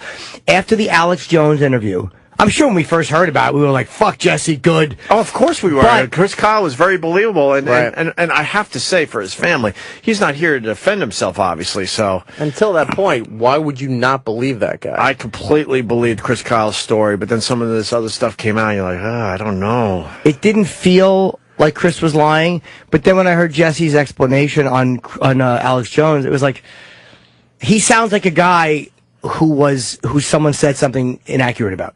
Like I just believed his rebuttal, and it was like, all right. And we're reasonable in the end. We're complete dicks, but then, we think things over, and then we would have had a reasonable conversation with the guy if he would have sat down instead of opening that door and saying, I won, Chris Kyle was a liar. If a guy lies about you, and again, I don't know, but if a guy lies, I haven't heard anyone come out and say that they were there and they saw Jesse get knocked out. I'm not saying that it doesn't exist. I just haven't heard them say it. Yeah. So if a guy lied about you and you're Jesse and your whole thing is I was a Navy SEAL and I'm connected to the military, and a guy lies and says that you were bad-mouthing a dead SEAL or the idea of them, right, and then you got knocked out, I mean, that's definitely fucking defaming. Right. We just tweeted the video out again? Yeah, I'm for the putting it out people. again. All right, yeah, we just tweeted it out. Most of you have seen it, but just in case you haven't, it was a really strange moment about 2 weeks ago. Jesse was here doing some press, refused to do our show, but then he saw us. I waved at him twice The second wave's on the camera, unfortunately. The first one was really obnoxious. I was just kind of being a dick. And then You're not a dick. You're being a friendly boy. It was obnoxious, like, hey, remember us? And then he turned around and came in studio and yelled that and then refused to come in. He was particularly angry with Jimmy when I was talking to him. It wasn't. Of course he is. I'm the one he argued with. I know, you're the one. You're the one that stood up to him. No, we just argued. I wouldn't even say stood up. I don't think it was brave. It was just an argument between two people. I disagree. I think it was brave because he tried to intimidate you, and it very easily could have been you back down. Two guys arguing on a radio show. Like, I'm not arguing from the point of view as we're going to go in an alley and fight. It's just two guys arguing on a radio show. And I really mean that. That's all it is. Right. Was when he touched me, it annoyed me. But two guys bitching at each other about something on the radio, who cared? We're not fighting over a woman. It wasn't like we had the same girl in mind and whoever won got her. Like, that would be brave. Yeah. Right. And that wasn't even the real reason he was upset. He was really upset because you said he looked like Riff Raff from Rocky Horror Picture Show. And I wouldn't. No, but he was mad at me during the argument, and I wouldn't have said that if he hadn't touched me. Right. Hey, one thing about these guys. So I always thought I had the stupidest name in radio. Right. Now that I'm now that I'm an older guy, sorry. Opie just is stupid. I'll be the first. No. To admit. It worked when I was a young kid. When I started in this business at 18. But free beer and hot wings. So do they, when they meet their fan base, they're like, hey, I'm free beer? If you look how does that work? If you look at It's Greg Free Beer Daniels, Chris Hot Wings Michaels. And he's got two G's in the Greg, just like you do. I like that. That's a very rare spelling of the name. It's only me, Greg Allman, and Greg Free Beer Daniels that spell it that way. Greg Jeffries, former Met. Oh, you know what? I met him once, too, and we bonded over that fact for about 30 seconds. You bonded over that fact. He politely nodded and drank his beer and turned away from you. I got to go to batting practice. I met him in a bar in Rochester, New York. Greg Jeffries. Oh, there's nothing better when you're a professional athlete than some guy going, hey, my name is spelled like yours. Nothing you want to hear more in a bar. He's about to become a very good Major League Baseball player, and I'm working at the home of rock and roll. Yes, we're on the same level. So how do they do that? Yeah, that's what they do. It's on their website. But everybody probably knows their real names. So yeah, that's Greg But and do they Chris. scream out, hey, hot wings? I don't know. Hey, I'm not sure. free beer. But that's how they're presented on their website. That's how they're presented in their promos. But it's a smart name for a radio show. You're not going to forget that anytime soon. Yeah, it's like you know the name, and I guess maybe you put up a banner somewhere for when they do a live event. It says free beer and hot wings. People show up, think it is something else, and they show up for a radio show. Where are they? So where are they based? I think they're out of Jersey. No, New they're Jersey. Huh? In Michigan, it seemed like. Oh, really? Jersey? They were in Jersey at one point. Yeah, in 2002, they moved to New Jersey. Yeah. Did they move again? Maybe we should start getting along with some of these radio shows. I get along terrific with them. I'm always on the road seeing them. They're always nice. I'm starting to think maybe we should get along with some of these shows. You remember Loper, who we had that fight with in fucking J-Lo. In West Palm Beach. Well, yeah, I've been the Lopeweiser and all that, right? Jeremy Loper, yeah. He reached out, and I wound up doing a show a couple of times. It was fucking great. And I when I'm around him, he does it with his wife. Yeah, really nice dude. He's a mixed martial artist. Wow, am I glad I got along with him. He would have thrown me through a fucking wall. he was a big kid, man. I was like, oh. But it was a very fun. I think it was in Cleveland. Yeah. When I finally went on his show, I think what happened was he had moved there, and I was coming to town. And I think that he'd want to get into it again with the show, and he just invited me on. And it turned out to be fun. It was like, these shows are fun to do on the road. And I have to see these people. And I told you, I'm like the fucking codependent wife. Yeah. Oh, sometimes my husband drinks a lot, and he drops an N-bomb. Yeah. He didn't mean it towards your husband. Oh, God. You know, I got to fucking apologize on the road. I used to love during Jocktober when Jim, when we would introduce a show or something like that, and Jim would have to check to see if he was doing their show. Or if I knew them. Later that week. But sometimes I know these guys, and they dates. turn out to be nice guys. And How about the time it was the guy I started radio with? Jim Chandler. And he's still fucking, I'm still trying to make that work. Still blocked you on Twitter? I think so. Yeah. Oh, he hates you. Oh, God. But I tapped out. That was all Sam. I didn't know he'd be picked. Well, Sam didn't know either. Yeah. Sam didn't know he picked a show that You were literally tweeting at one him of the a lot, guys though. I started radio with. You were tweeting at him a lot. Yeah, that ship has sailed, unfortunately. We were two 18-year-olds running probably 19 or 20 by the time we were actually running the college station. Even stayed a summer to run the station together. And now we're Jocktobering the guy, But really? the thing with that was halfway through we stopped because you realized you knew the guy. Then we were trying to get in touch with him, and I think we did at one point. But then you kept making fun of his Instagram. even though we were done with it and moved on. Yeah, and you that's really why did he keep it blocked you. going. Well, there are times the Opster can't help himself. That's the Opster. He just can't help himself sometimes. I will say this is what you are better at than anybody I've ever met. Is you really are comfortable just throwing personal relationships out the window on the air. But because this isn't real life. But it is. I don't do this in my real life. I don't have the balls to do it in my real life, and trust me, I would love to. No. But I think this is all just nonsense. But your ability to text fucking, Barry Great Brady? Williams. Barry Williams? But like literally sending these texts that's really going to make the person not like you. Just to make me and Sam laugh. I was like, well, because I know we're not friends for real. That's true. You know, we'll go to dinner every once in a while, whatever, but, whatever. Yeah, it's like a Hollywood. Yeah, of course. They're nice little... Let's start, all right, we're friends with free beer and hot wings. Who are we going to be friends with next? Lex and Terry, I've done their show a couple of times. Those guys are really cool. Have they been better to us? They've been very nice. They never really liked us over the years. Yeah, Lex but a and lot Terry. of those shows, like them and the regular guys aren't around anymore, but like Lex and Terry and them, all that stuff's kind of past. Everyone's moved on. From What happens is when you fight so many times with different shows, everyone after a while is like, because radio changed so much too, and it's like, ugh. You just get sick of it. Like Everybody coming in. else has been great. There's only been like 2 shows who were still problems, but other than that, it's been fine. People got mad at me when I buried the hatchet with Don after his wife died. I'm like, that's it. I'm done. Yeah, Don who? Don Mike. Mike. I Don tapped out the day I found out what happened to his wife, which was horrific. I'm like, I am so fucking done with that. I ain't going down that road anymore. Fuck that. And I remember listeners getting mad at me. I'm like, seriously? Now, is that when you guys were all on NEW together? No, this one it started, but then it was after. That was a tough situation for everybody. Because when we came back to Satellite, you were still having beef with them, and then in the next, I think it was 2005 when I tapped out. When his wife died, and that's when you guys kind of buried the car accident and everything. Brutal. Yeah, it's like you're arguing with a guy on the radio, but it really is just a dumb radio argument. It doesn't mean anything. I realized in the end it was just dumb, because all this is just dumb, means nothing.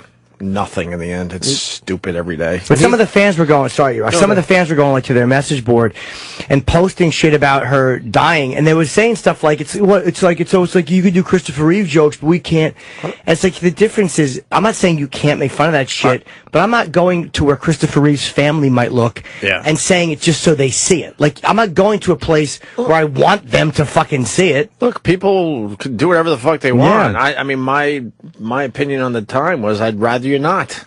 I did say something like that too. I'd rather you not. Yeah, don't go to the message board. But I'm not going to tell you not to do anything. That's, you know how that works out in the end. Yeah, they make fun of it on the fucking Opie and Anthony message board back then. Like, yeah, go ahead.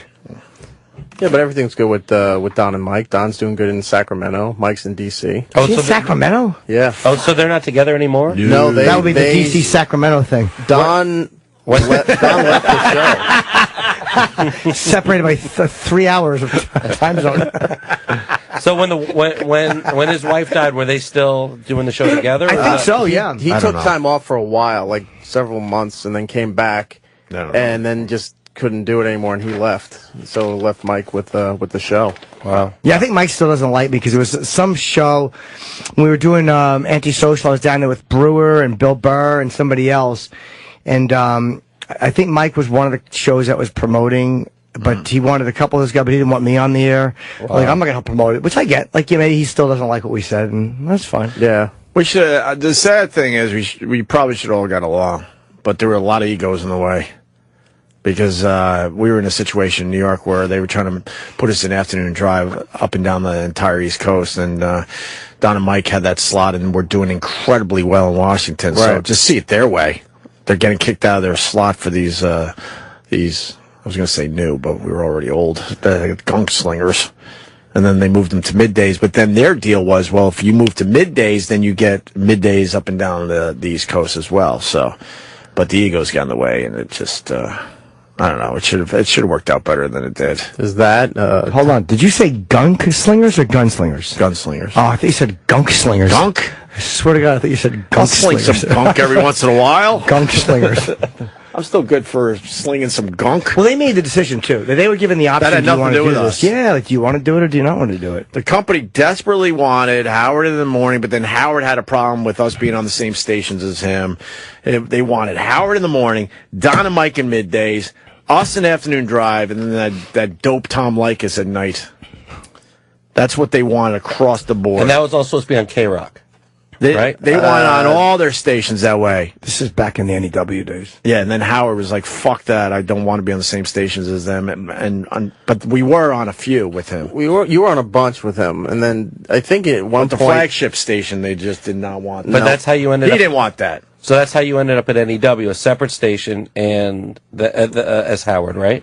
Right. Well, K-Rock was... this is old news now, whatever. Well, K-Rock, what shows... really fast. So we get fired from Boston, and K-Rock wanted us immediately. Right. And so we said... and then NEW wanted us as well, which was an unbelievable decision to have. And we were coming from a younger rock station, so we're like, oh, this is perfect. Me and Anthony, we should go to K-Rock. So we picked K-Rock over NEW, and then next thing you know, our agent called and said, yeah, K-Rock passed on you. They didn't pass on us. We found out years later that Howard said, fuck no, I don't want that.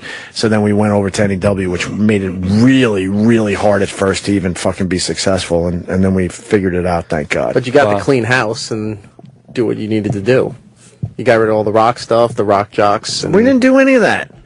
Your show did. Yeah, but we didn't. You didn't fire the people, but I'm saying your show. We never did any of pushed that. them to saying, look, this is the direction we need to go in. Yeah, and then they built the whole fucking station around us, which was crazy. One of the best promos you guys ever had was for NEW was it just went. You heard static, and in the voiceover guy said static.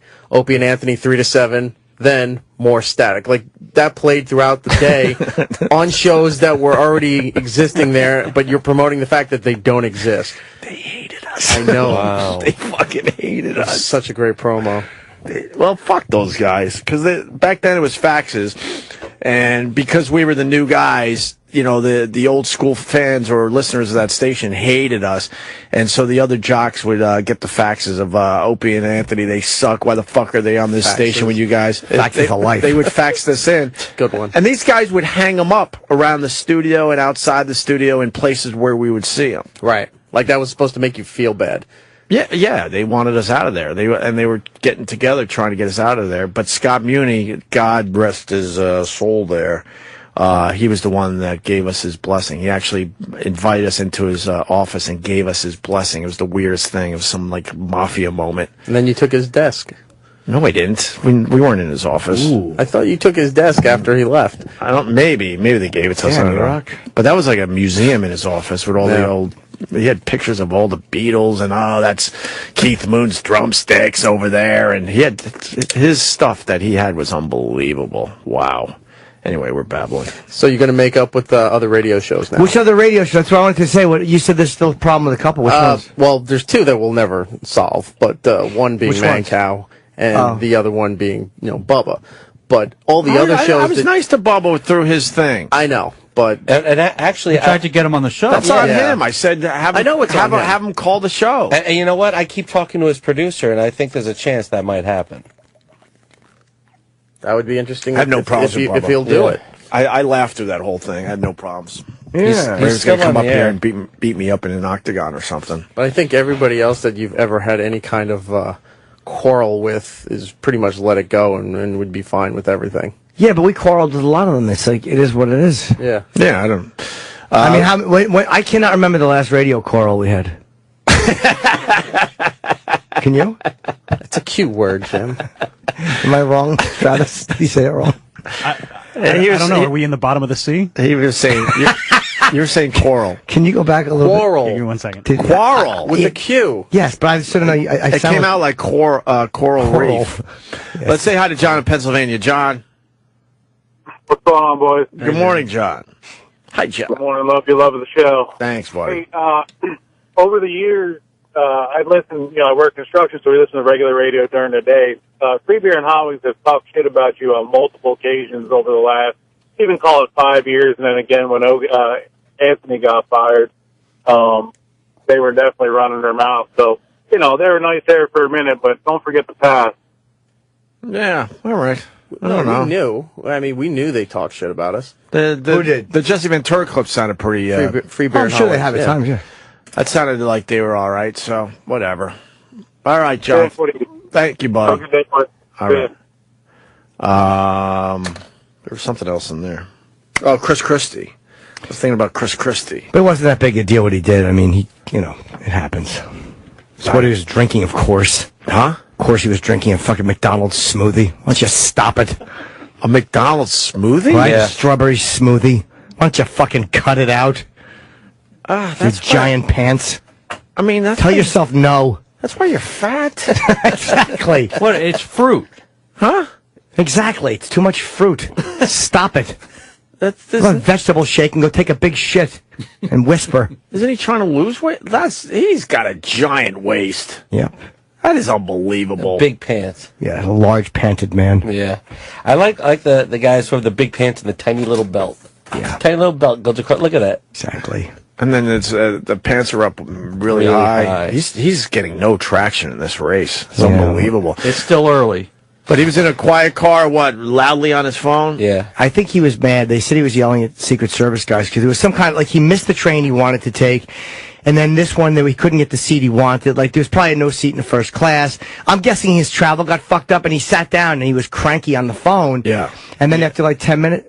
He was quarreling with his staff. He was quarreling with his staff. And when he gets staff. And then the conductor came on and said, you have to, sir. And he goes, oh, sorry. He just didn't realize where he was. And there was no big deal. They said he didn't yell and scream about it. He just left. But they had to add he was drinking a McDonald's strawberry smoothie. I know. Of course they did. Sounds good. Can you look up the McDonald's strawberry smoothie? Sure. I bet you there's a lot of calories in I'll that. bet you that wasn't the and a only thing he got lot at of the sugar. McDonald's. So, Trav, was I right? Did he say it? Of course you're right. Can we hear your accent? Of course you can. We hear...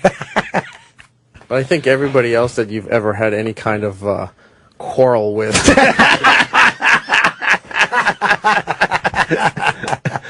I'm laughing hard knowing I fuck up a word or two. Oh, my God. Oh, that's wonderful. Let's see. Where's this strawberry smoothie on the chart? He's a big boy, Chris Christie. Whatever. He lost me when he starts doing that fucking... There's a construction worker out there, and he's watching. Stop trying to be a man of the people. That's all that babble that Trump has been pointing out. Stop trying to be a regular guy. One reason why a lot of people are loving the Trump.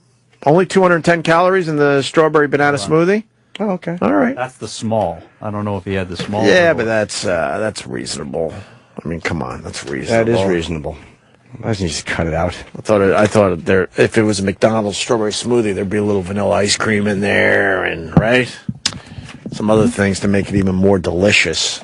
There's a big cops want to protest Tarantino or boycott Tarantino because he was involved with this protest. I saw that.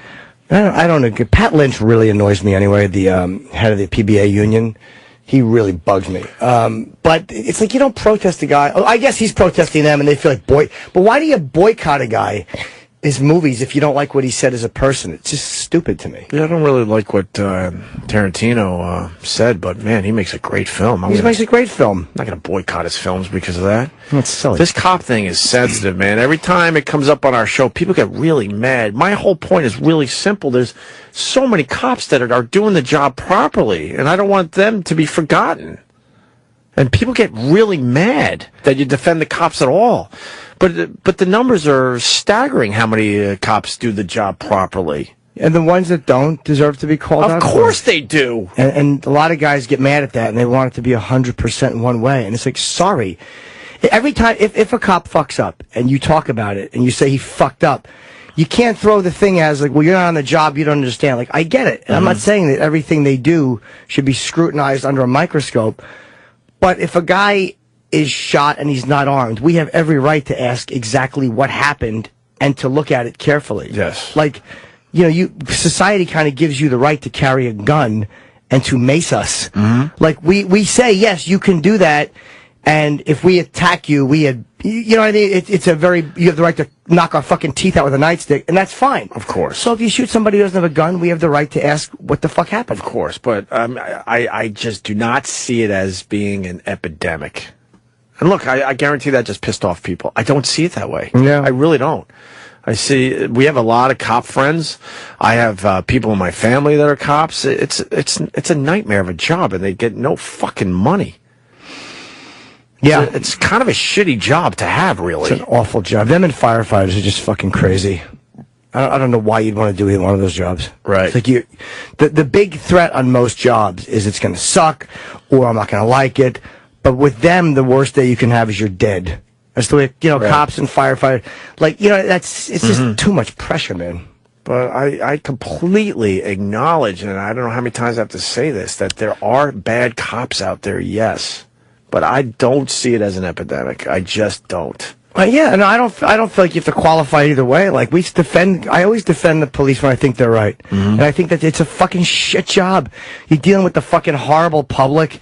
It's easy to find every time a cop screams at somebody and go like, "Look how he's treating people," but you don't see. There's no fucking cell phone camera. Every time he walks into a fucking house and there's a domestic violence situation, the wife has a black eye, and they try to arrest the husband, and then the wife starts clawing at the cop's face. It's like, sorry, this guy just beat you. Should we leave him to kill you? Right. But then if you don't arrest him, right. and then he kills the woman, you're a terrible cop for not arrest. Right. It's like it's a really no-win situation. But Tarantino, Hey, look, I like Tarantino, and if he thinks that too many unarmed people are being shot and he wants to let him. I don't think he's saying that all cops are bad. Yeah, all right. Strawberry smoothie, more sugar, 44 grams than a can of Coke. Really? Can of Coke has 39? Yeah. And you're only supposed to have, 28 for the day? Oh, I don't Is that know. sugar? All right, we better stop talking about sugar. I never. My father talks about sugar, too. He does. A lot. As people get older, they tend to talk about, and I do too. We talk about healthier things because it's interesting to us.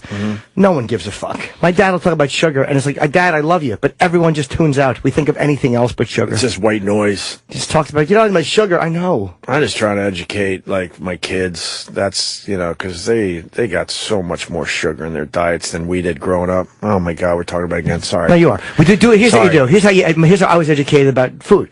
When they eat something they shouldn't eat, you take their hand and you put it on a hot plate. That's how I was educated. And I had my hand fucking scalded. Hey, Sharpton is speaking, by the way, at that fucking funeral. I saw that. The family invited him. We lost a cop here last week, right? Yeah, and I think that's one reason people were mad at Tarantino, too. Like, the timing of it seemed really shady. Like, a cop is just killed. And you're out there protest. By some fucking animal who should have been in jail. Yeah, he acknowledged that, too. He did. Tarantino. Yeah, he said the timing's unfortunate, but all these people flew out here. And yeah. Even the judge is apologizing at this point, right? Because this guy was on the street. Yeah, for letting him out. Yeah. Why would he let him out? And the judge is finally apologizing. Because, yeah. Why? That's a very good question. Why is he let out? We get a whole bunch of these cases throughout the year where they then look at the judge like, really, you had a very good chance to keep this guy locked up, and you decided that he was better off not being locked up, and then he commits this horrific crime or act. You almost never hear of a guy who guns down a cop. Like, you almost never hear the guy killed a cop who had a totally clean record. It's almost never. I've never heard of a case, unless the guy's just totally a mental case. But usually guys who are like running away, shooting back at the police. If the cops pull their guns and your instinct is to run away and keep shooting, you've probably had problems with the law before. Of course. Right. So Sharpton's going to talk because it's a black cop? Is that why? I don't know if that's why Sharpton's talking. Well, he's never really talked to any of these other ones. But he may not be invited to speak at the other ones. Like, other families may not want him there. Like, you kind of have to be invited to speak, so this just may be the family wants him there. All right, I think has more to do. Why, Opie? What now? Uh-oh. Jesus Christ. Someone's calling up the question. Chris, go ahead. What's up, Chris? Let's get to the bottom of this. Go ahead, Chris. Hey, what's up, guys? How are you? Good. What's going on? Hey, man, I hear you guys always vouch and say this thing, there's a lot of good cops out there, blah, blah, blah. And there are, I guess. But a lot of those good cops... But, Chris, can I stop you there first? Why do you have to... I didn't even get to finish. I know, but why do you have to add, I guess? Don't you just know that there are a lot of good cops? Because there are, because you're right. I do. I guess there are. But the problem is, a lot of those good cops, they don't report the bad cops. They vouch for them. They write the reports and vindicate these guys. And, that makes them just as bad, in my opinion. A lot of them are good, don't get me wrong. But the guys like the Serpico type of guys, I know there's very few of them. Those are the guys they get fired, they get shit canned because they don't fit into the fraternity. So they don't report the bad guys, and that makes them just as bad. Chris? It's not that I don't think cops are bad people. I think their mentality. Chris, ready for this? Ready for this? Yeah, go ahead. Yeah. No, it's going to be good. I agree with you. See, that's why you have these discussions. Yeah, but I think there should be more cops speaking out about the bad cops among them. I agree with you. There you go. See, but the thing is, I don't think they're bad people. I think it's because of the way that whole infrastructure works. Like, they have no choice but to be supportive of their brethren. You know what I mean? And that makes them bad, in my opinion. They have. I don't think they're bad people. I think the whole thing. Well, the system. Their mentality is bad. I think sometimes the system is set up in such a way where maybe these guys feel like they really can't speak up about maybe a bad cop among them. I agree. We agree. We agree. I agree with that point. Well, okay, so then if you were a minority, wouldn't you lean towards, well, cops are bad? I am a minority, sir. White guys with giant dicks. There's not a lot of us. You know, I wish I got into it a little more with Neil deGrasse Tyson. Actually, I didn't get into it at all because we only had him for a short time. He was great Friday, by the way. I know you wanted to be here. That was a heartbreaking one. He mentioned that he got pulled over a lot. When he was growing up, being a black guy. And then he also mentioned the whole cab thing. Like, this is real. Right. And every black guy that's been in here has talked about how, the cops, I've had my issues over the years with cops, period. Cabbies, though, cabbies are a little different in that most cabbies are not what you think of as just white men. Almost, New York cabbies are not. The movies make the cabbies in New York City white guys. The fact is, when you see a white cabbie, it's really strange, right? It's an extreme minority, right, in New York. Anyway, sorry, your point. No. Okay. Real quick, and I'm gonna get out of here. The one thing I wish people would just understand is I'm black myself, and I get that a lot of times we bring it on ourselves. Like, just fucking cooperate. But I don't live in a Ferguson type of area. You know what I mean? I live in a decent. I mean, I shouldn't have to say that, but it's true. So if I get pulled over, I'm not getting treated bad. But if you're in one of those areas, it's hard for you just to. I know you would say, just cooperate, just get out of the car, or do whatever they're asking you to do. But if all you've seen throughout your whole life is cops being bad to black people, and in your neighborhood, it's very hard to just say, okay, I'm going to listen and put my life in your hands, Mr. Officer. But Jimmy said calling for backup already. But Jimmy has said it over the years, and I completely agree with him. Like, how do you picture that scenario working out in the end if you're not complying, though? Look at the kid. I agree with you, but how do you put? And at the same time, they can't picture the scenario working out at all from the very beginning. Right. See what I'm saying? Well, what about the white kid, the teenager? I'm not saying that's never happened to white people. No. I'm just saying white because it's the latest one that we all looked at. I think a week, maybe 2 weeks ago at this point. The teenager, and he was pulled over because he flashed his lights at a cop. Fast forward, I think it was about 15, 20 minutes later. The kid's dead. And in the end, it looked like the kid should have just complied, and he'd be alive today. Like, what are you doing after a while? And we talked How about is it going to work out in your favor? Again, guys, I agree with you 100%, but the problem is this. We make up 12% of the population and over 50% of the prison, convictions, and most of those are nonviolent offenses. And then we're getting killed. Well, I hate saying we are getting killed because I'm not. But you know what I mean. Yeah, I know what you mean. Black people are getting, they feel hunted by police officers, and so it's hard to comply. You know what I mean? I got a lot of shit. I got a fucking email from somebody. People just, I guess I appreciate when you email me, but a guy was annoyed that I took the cop's side on that, and he said something like, that guy was just disagreeing or whatever. Like, no, that's not how it works when you get pulled over by a cop, where you can sit there like a petulant child and disagree. Like maybe that kid knew he was disagreeing, but as far as the cop knows, this guy could have a pistol. And then when he won't put his hands behind his back and he won't put down his phone, and he's acting like a child who is refusing to put the cookie back when mommy told him to. So you can't do that when a cop is pointing a fucking taser at you. Just put your fucking phone down. I agree with you guys 150%. I just wish that I just wish that more white people, or more people in general, would just kind of emphasize a little bit with what, the mentality of someone who feels like they're being hunted down, and then these guys get off. They don't go to jail over these things. It's very disheartening. I had a tough time with that video. That kid was so not likable.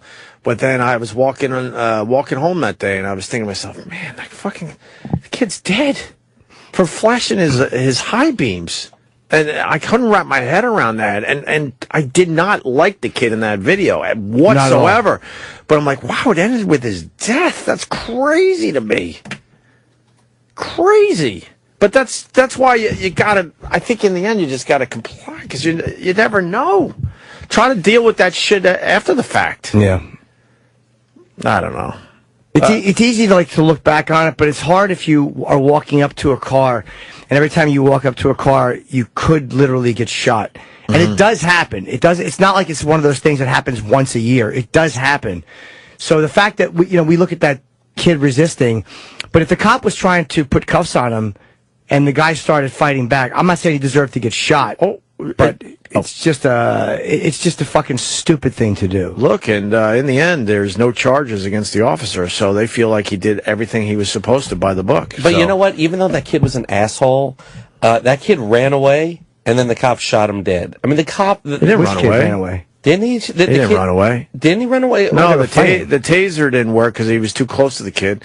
And then the kid was like, what the fuck, and started fighting him pretty good. No, I might be thinking of a different thing that happened. Let me go to Tim, NYPD, Brooklyn. What's up, Tim? Actually, it's Jim. Oh, sorry, Jim. By the way, I would have put you on the line with the guy, but he hung up. I hear it all the time about guys saying, "Oh, the good cops, they're just as bad because they don't, report on the bad cops." How many police shootings really? What am I supposed to wait till a cop murders someone and then report them? We had an incident here in Brooklyn, Ty Gurley in PSA 2. It was a tragedy where a guy was on a housing stairwell and a rookie cop had his gun out and let a round go and it killed the guy. Every cop that I've spoken to has had a problem with the fact that they retreated. They waited until they were asked before they, before they told anyone that they had shot the guy. Because from what I understand, the first cops that showed up thought that it was a gang shooting. Right. Until they realized the guy, this rookie cop, had his head in his hands. Oh. So there are cops that have problems and do report, but most of the time the neighborhoods that these incidents happen in, the motorists or whatever are saying, you pull me over because I'm black, you're doing this because I'm black. 99% of the community that they're working in is black. Yeah, I hear all the time. I'm a wishy-washy mess, because now I'm thinking, I hear you loud and clear, because it brings me back to the whole mental illness thing with the guns. And it's like, we're supposed to report the mentally ill. Like, how is that going to work out in the end? You know what I mean? We all know mentally ill people, so we got to start reporting everybody? Exactly. Because they might do one of these shootings? So how do you know that it's an actual bad cop where you got to report the guy? You see him enough times. If you're working with a guy and every time he's arresting someone, instead of just putting them up against the car, he takes them and slams their face into the concrete. Like, you could probably tell, like, you guys probably know who's a cop who's just, really good at his job and doesn't take any shit, and then who's actually out to fuck, I'm sure the other cops can tell more than we can. Right. The term that I use is heavy-handed. When a guy is heavy-handed, you'll find that guys say they don't want to work with the guy. Yeah. Because his tactics are wrong, and he's heavy-handed, he he punches the guy in the face when he doesn't have to, and things like that. And guys will simply not work with him, and he'll be a little ostracized because of it. Okay. So you guys definitely report bad cops, is what you're saying? Yeah. Okay. Yeah, oh yeah, and all right. Even on a low level, not necessarily to get the guy fired, but he'll find himself in an administrative position where he won't be dealing with the community. He won't be put in a position like that. If he's too heavy-handed, if he's too quick, because you want a guy who's quick with his hands but not too quick. Yeah. Because no one wants to get hurt. Everyone wants to go home at the end of the day. Okay. Thank you, Tim. I appreciate it. All right. Have a good day, guys. All right. We're going to take a break. Yeah, I got to piss badly. You got to pee? Yeah, unless there's another call you want to take. I mean, this topic is always hot. I mean, it's hot. It's hot. I'm not a cop. A lot of calls. You know, you got to add. I can't speak from either point of view. I'm starting to think you got to add that into the discussion a little bit. Like, well, I don't fully understand how it is to be a law-abiding black guy in this society. I don't know. I do know as a human being when I get pulled over, I want to act out because you get frustrated and pissed off, and you just bite your fucking lip and you get through it. I got pulled over twice. I'm always on the side of the police, always. Ew. And I'm serious. When you get pulled over, you're on the side of the police. No. Why you sell out? So I got pulled over twice in upstate New York. One guy was a park police officer, and my daughter in the car. And this was like a gung-ho guy. That's what you were telling the guy it was your daughter? Yeah. That's fine. Why is she black, sir? That's a long story. And the guy made me get out of the car on the side of the highway. My daughter was freaked out that she was left alone in the car in the dark. And the guy said, I'm very good at smelling alcohol. Have you had anything to drink? And I said, no, I haven't had anything to drink. And I was like, if you honestly think I've had anything to drink, breathalyze me. He's like, no, I'm just throwing it out there. And he was doing all this stuff. Were you hoping it would be a deep kiss? I was leaning in. Were you hoping that his test would be that? Yeah. Right. I can feel it burn my cock, so you're going to have to stick this in your mouth. A big, wide-open mouth kiss? Yeah, I mean, whatever he has to do to get the answers. Okay. But it turns out he was a park police officer, and he would just kind of pull on the highway for this one circle, and he was doing stuff that was out of his jurisdiction just to feel like a bigger man. Fuck, man. I wish I'm doing a podcast called Amazing Cop Stories, and I would love to have had that on. but then when something like that happens, and then you hear all these other stories, and then you think, who else is doing stuff? Your experience is just like the black guy. I'm not saying that. Holy shit. Fucking Justin King. Wow. Surprised no one videotaped that. No, it's like, look, man. You should reach out to Reverend Al Sharp then. I tried. I hear enough black guys say the same thing and enough cops say the same thing. They all give you the same story, so it's like there's got to be some truth from both of the somewhere sides. in the middle, right? Yeah. All I know is you could tell Danny Aiello was heavy-handed in Fort Apache, the Bronx. I thought he didn't handle it harshly enough, if you want the truth. I love that movie. You think he was heavy-handed? No. He threw someone off a building. He threw a guy off a building. Well, and poor Ken happens. Poor Ken Wall and Paul Newman they couldn't. That's right, Ken Wall. Wow. Yeah. Paul Newman puts his hat all sideways and acts crazy to get that girl. Yeah. Oof. She turned out to be a drug addict. Sure she did. Poor girl. All right, we're going to take a break because Jimmy's going to pee his pants. Jimmy's going to whiz in his fucking pants. We have Mike Tyson coming in. Yep, very soon. We haven't had him in a while, our pal. Quite a while. I was watching some of that cartoon of his. That is a strange cartoon. It's great. But entertaining as all hell. Yeah. Norm Macdonald as the pigeon. Yeah, it's hilarious. You like it, huh? I love it. I was watching clips over the weekend. I definitely enjoyed it. Second season starting. It's really good. That's why he's in here, to promote that, probably. Yeah. Oh, okay. And maybe Pete Davidson, he just woke up. And I know you said let's move him till tomorrow, but I think he wants to meet Tyson, though. I told Roland. It's up to him. Yeah, I told Roland. I passed it on. It's up to him. And then we pushed you to Friedlander because Tyson's coming in, so... Yeah, we want you to be able to properly promote his book. We don't want him to just come in and sit there and not say anything. We want to talk about his book, too. Because when Tyson comes in here, man, it's entertaining as all hell. Well, yeah, you want Judah to get the proper plug. I mean, it's like you don't want to just come in and then your book is on the side. Yeah. Sit next to an icon, and all of a sudden it's like, oh yeah, me too, my book. It's like you want to really plug it. Yes. All right. Well, we're gonna figure it all out. You stay there, please. Are you ready for love? If you're in love and you're ready to get engaged, the first thing you need to do is visit Steven Singer on his website at IHateStevenSinger.com or in his showroom at the other corner of 8th and Walnut in Philly. Check out Steven's beautiful Ready for Love collection. Steven has handpicked the perfect diamonds and set them in the perfect rings. These are the most beautiful diamond engagement rings you will ever see. This Ready for Love diamond engagement ring collection is ready to go. That's right. You can go in the store and walk out with your brand new engagement ring, or go online to see these things at IHateStevenSinger.com and have it shipped to you immediately with free shipping. Only Steven has the ring every woman wants, so go to Steven Singer Jewelers and get the perfect ring at the perfect price every single time. No pricing games. Steven will guarantee she'll love it. Visit Steven online at IHateStevenSinger.com or head down to the other corner of 8th and Walnut in Philly to hate him in person. Steven Singer Jewelers. One place, one price. Go there now. We're back. All right. Or that. Opie and Jim. Or that. My fault. That's my fault. No, I paused there. His old. It's your fault. His old read ended with that.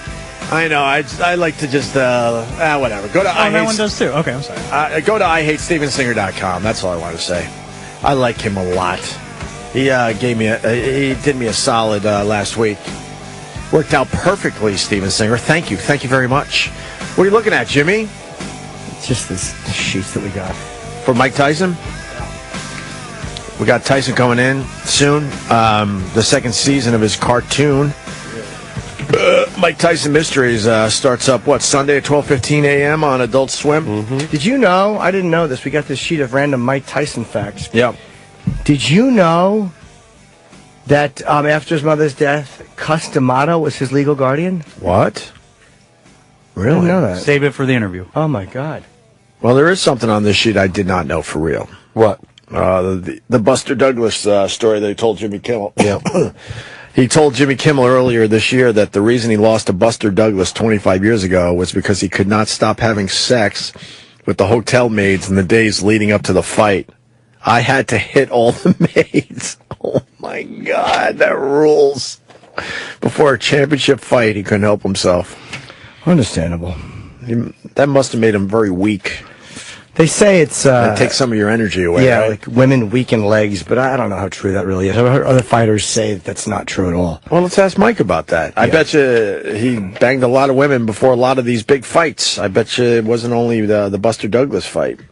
I would hope so. I would never fuck before a fight. Afterwards was nice. That's why I don't even like to come during the day. I like to save it for the evening. Doesn't Rhonda feel the opposite? Hasn't she said that she has sex before fights? Yeah, but it's a lot different with women. When you fuck women, they want to chat and have fun and talk. They'll go paint the whole house after they have sex. As just lay in bed like a I don't know. Let's go with loser. Yeah, she lay there like a fucking a frozen slug. Right. They're up fucking, redecorating. It's like, well, I didn't fuck you properly, did I? It's amazing what women can accomplish after they come. Pryor had a very funny bit about how that's how you know you fucked a woman right, is she goes to sleep. You know what I mean? But if she wants to stay up and talk about computer components, you got some more fucking to do. Totally right. Pretty funny. Every girl I've ever fucked has wanted to chat about computer components or things of that ilk. How do you feel about this hologram stuff? I'm sick of it. I don't need to see Andy Kaufman and Red Fox in a hologram. I can watch him on TV. Why Andy Kaufman? Out of all the people? Hey, that's my boy. No, I love him, but I love the Andy Kaufman. But that's such a weird choice to do now. It seems like he should be farther down the list. Well, who should they do? Elvis. Like bigger still names. mad at the sheet? No, it's very helpful. You can hold on. Sorry, guys. I mean, he was incarcerated in Plainfield Correctional Facility for 3 years in the 90s. What happened? The 1990s? I didn't hear about that. A lot of people still think he raped that woman, too. After reading his book and stuff, no fucking way. Right? No fucking way. I don't believe he did. No. No fucking way. Oh. I feel like there was an opportunity there for somebody. Well, my opinion. Rick Ross, a friend of the show. Jimmy had him on his Vice TV show, and then we got him on the radio show. He was a great guest. Yeah. And I finally read his book, and his book is a page turner. Wow. I don't know how he lived day to day, knowing that at any moment he could have been busted for selling all that dope back in the day. Or murdered, exactly, or murdered. Former drug kingpin Ricky Ross arrested for sales suspicion, carrying $100,000 cash on him. It may have just been books. It's true. It's funny. I just talked to him too. Last week sometime. He called me out of the blue. Did he really? Yeah. And then I called him back. He was like, I was just saying hello, and we just chatted for a few minutes about eating when he was in New York. And then a couple days later, he's fucking arrested. Glad I wasn't with him. I might have been a suspect. People might have thought I was a drug salesman. Maybe your phone call was recorded. Oh, I hope so. Maybe you were part of some kind of sting operation. And the media will see how fucking boring my life is. Oh, God, this guy sucks. What's that? What's that sound we hear in the distance in the background in his apartment? No, what is that? Can't tell what gender that is. Well, that's sort of getting at. Yes, he's saying, hold on, sweetheart, but I hear a zipper. Keep hearing it. How long are you going to be, Daddy? Yes. That's not Why very is he saying suspicious. "Let's go Mets go" so many times? Let's go Mets We go. play those videos, I thought. Do you have a new Let's Go Mets Go video? No, I don't. Oh. You sure? Positive. The one from last week, and we didn't give up the reveal. You got to see for yourself. Yes. It really made me laugh hard. So what's up with this Rick Ross, man? I don't know. 100,000 in cash. I don't know if he had it or somebody he was with had it. I don't know if he was actually holding it. But he's out now, I think, on bail. Yeah, he's no longer in custody. But they arrested him, and he had $100,000 in cash on him. Oh boy!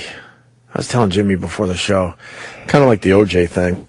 I don't know what's happening here, obviously, but it looks a bit suspicious. Let's just we could say that at least. And the guy was in jail for life and was able to figure out and get out of jail. And I just hope he's not going down this road. Unless that was money, either he was going to sell something, or was that money that somebody owed him from before? True. That maybe a big misunderstanding was paid up. But then there's still tax issues. But well, a tax issue is one thing, you know, that he could get through. I just hope he didn't go back to his old lifestyle. I hope. It's got to be hard not to. It's like you get out of jail, what do? You go on the lecture circuit for a little while, you write a book, but how do you make any real money? People respect the guy, too. He's been very inspirational to a lot of people. Yeah. He talked at Brown University. Right. And he's a very smart man. He's a very, very smart businessman. I just hope he's trying to do it the right way. He controlled thousands of employees and earned more than $600 million before getting convicted in 1996 for selling cocaine to a police informant. And that gave him a life sentence. Yeah. And he's now out because he was able to figure it out.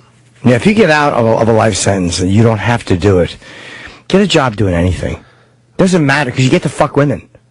Like, you know what I mean? Like, there's little stupid, you can have ice cream if you want it. Right. You can have steak if you want it. You can do whatever you want, even if it's not the money you were used to making. I'd like to go for a bike ride. Could you add that to the scenario? You can take off the bike seat and go for a bike ride. Well, I enjoy a good aim bike for the curb. I want to get a softer seat, actually. It's a little uncomfortable. Yeah. I think my ass is a little bony. They say, by the way, that those bikes that you do in the gym are really bad for your fucking prostate and shit.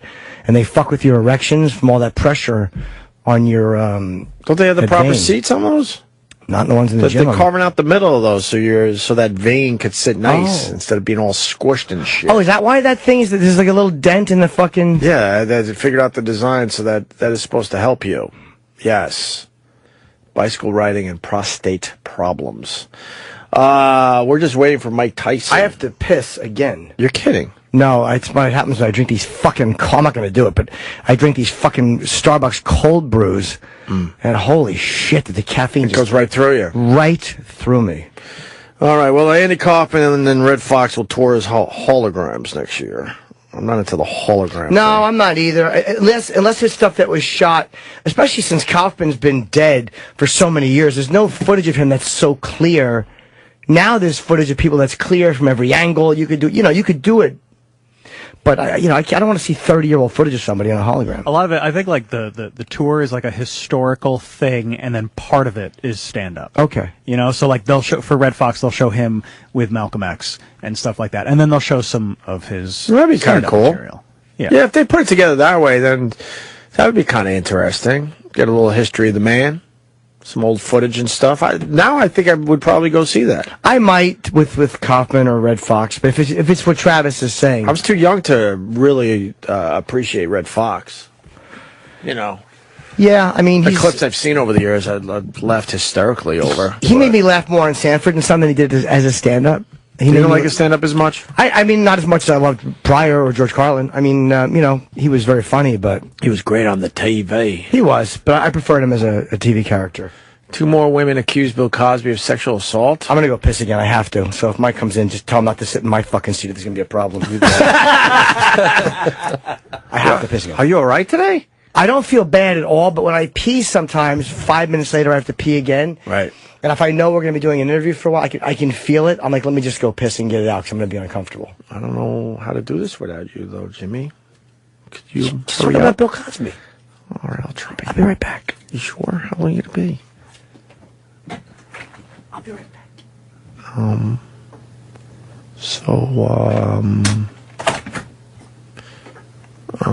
Bill Cosby.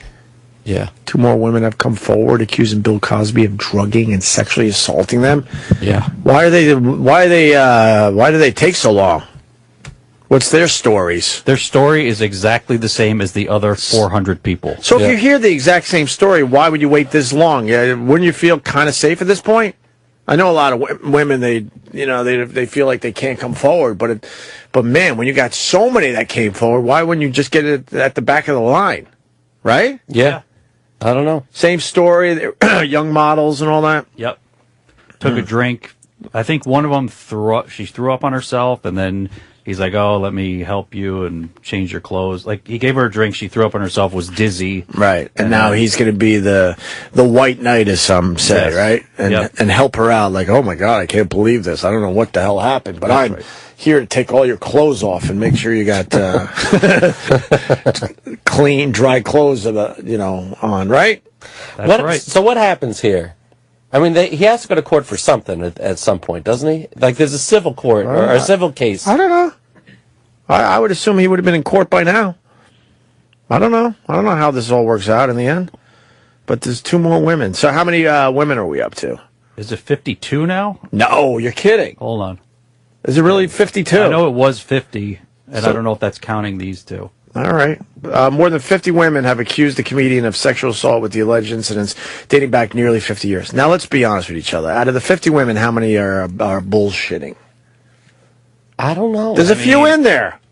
Okay, if Maybe you're in not there, a you smart still thing have to say. 47. Well, that's the point. Right. He obviously did something. But these stories have been out there for so long. I say out of the 50, there's 5 to 10. 5 to 10. I don't know. Is that bad to say? Are the feminists going to be mad now? I don't know. I don't think it's 50 for 50. Do you? I think it probably is. You think it's 50 for 50? I think it's 50 for 50. The stories have been out there for so long that the number must be ridiculously high. So if only a fraction came forward. And if there's 50 or 50, I was doing pretty good. I'm sure you were. I did all right, I think. I'm sure you did terrific. I feel much better. You're okay? That was a real piss, yeah. So now the number's up to 50 or 52 women. It's over 50. So how many of them you think are, I shouldn't say lying, that probably wasn't the best way to put it, but are exaggerating the truth, or maybe even they're just nothing happened to them? Maybe 10 or 25%. I mean, I don't know. I went with 5 to 10 out of the 50. I have no idea, to be honest, how many, because again, Cosby is such a celebrity. It's hard to tell how many would be doing it just to come out and say it. Yeah. But sexual assault's so fucked up. Sometimes you remember shit later. It really does fuck with you like that. So I don't know, man. I have no idea. Well, there was a reason I went down that road. So let's say there's 10 that it's all bullshit. Okay. And that number's probably high, okay? That means there's at least 40 that it's not bullshit. Yeah. And then there's women that will never come forward for whatever reason. Some of them might be dead. If he had, let's say he did this to a few women who are dead because it was in the fucking 70s, early 70s. A few might be dead. A few might be dealing with other issues in their lives. Others just don't want their names out there or publicity. So the number, how many do you think total? That's just a dumb guessing It's game. literally incomprehensible. I just don't know. If 50 came forward, there's a whole bunch that decided not to. But really, these stories have been around forever and ever. We know that. No, I know that, but I mean, like, even we heard this shit. Right. So we're not in that circle. So you would think, like there's hundreds of women, right? Like literally hundreds. So if 50 people have come forward, you would think that there's like a shitload more that have yet to comment. Anything different in these stories, Eric? No, it's pretty much the same as we've heard. Well, this one has him quoted when he was trying to meet a lady at an international track meet to say, "Hey, back that thing up here, girl, back it on up." There's America's TV father. Yeah. God bless him. Did he end up groping this one? Yes. Oh, he did? Yes. But did he Did he rape her? I don't care who he groped. I mean, you know, that's shitty, but that's... He pulled her onto his groin. One was a groping, and then one was the full-on, you know, here's a drink, and then she... I don't want to hear about the fucking gropes. I'm sorry. When did she say that happened? 2004. I don't want to hear about an 11-year-old grope. I don't want to hear that shit. The rapes are a tremendously different thing than I was standing next to him and he fucking, you know, he pulled me close to him or something. To me, it's not a rape. Dottie. To nobody is that a rape. Dottie. Oof. Dottie said her encounter with Cosby took place in 1984 when she sought out Cosby to audition for a role on The Cosby Show at his New York home. Oh, yeah. When she got there, he gave her a drink to relax, and she became sick and disoriented. She said he helped her take off her clothes to wash up, and raped her multiple times. Jesus. Oh, boy. You wonder why, like, now that it's been about a year since this has been happening, what is it a year later that makes you go, okay, I couldn't come out after 4 months, but I can come out after a year? Like, I just don't know. I'm literally asking it. Is it that you didn't remember, or that it was embarrassing, or that... Maybe it's a lack of traction in the case. Maybe you're sitting back thinking, I hope these 50 people are going to get it done. It seems like it's stalled. Nothing's going to happen. I think they're in court. You kidding me? They're suing the shit out of him. Yeah, but he's not going to go to jail. No, forever, of course not. right? No, he's not going to go to jail. I think they finally get brave enough. Yeah, I think that's it. Even though there were so many before them that came out that, you know, for whatever reason, they still weren't brave enough, and they finally said, okay, I think I'm finally ready to speak about this. But also, but if you put the case aside, if like 40 people came forward with a story and you've been living with this your whole life, you're like, fuck it, I want to get him back. You think everybody would have just come out all at once instead of months and months later. Yeah, I don't know.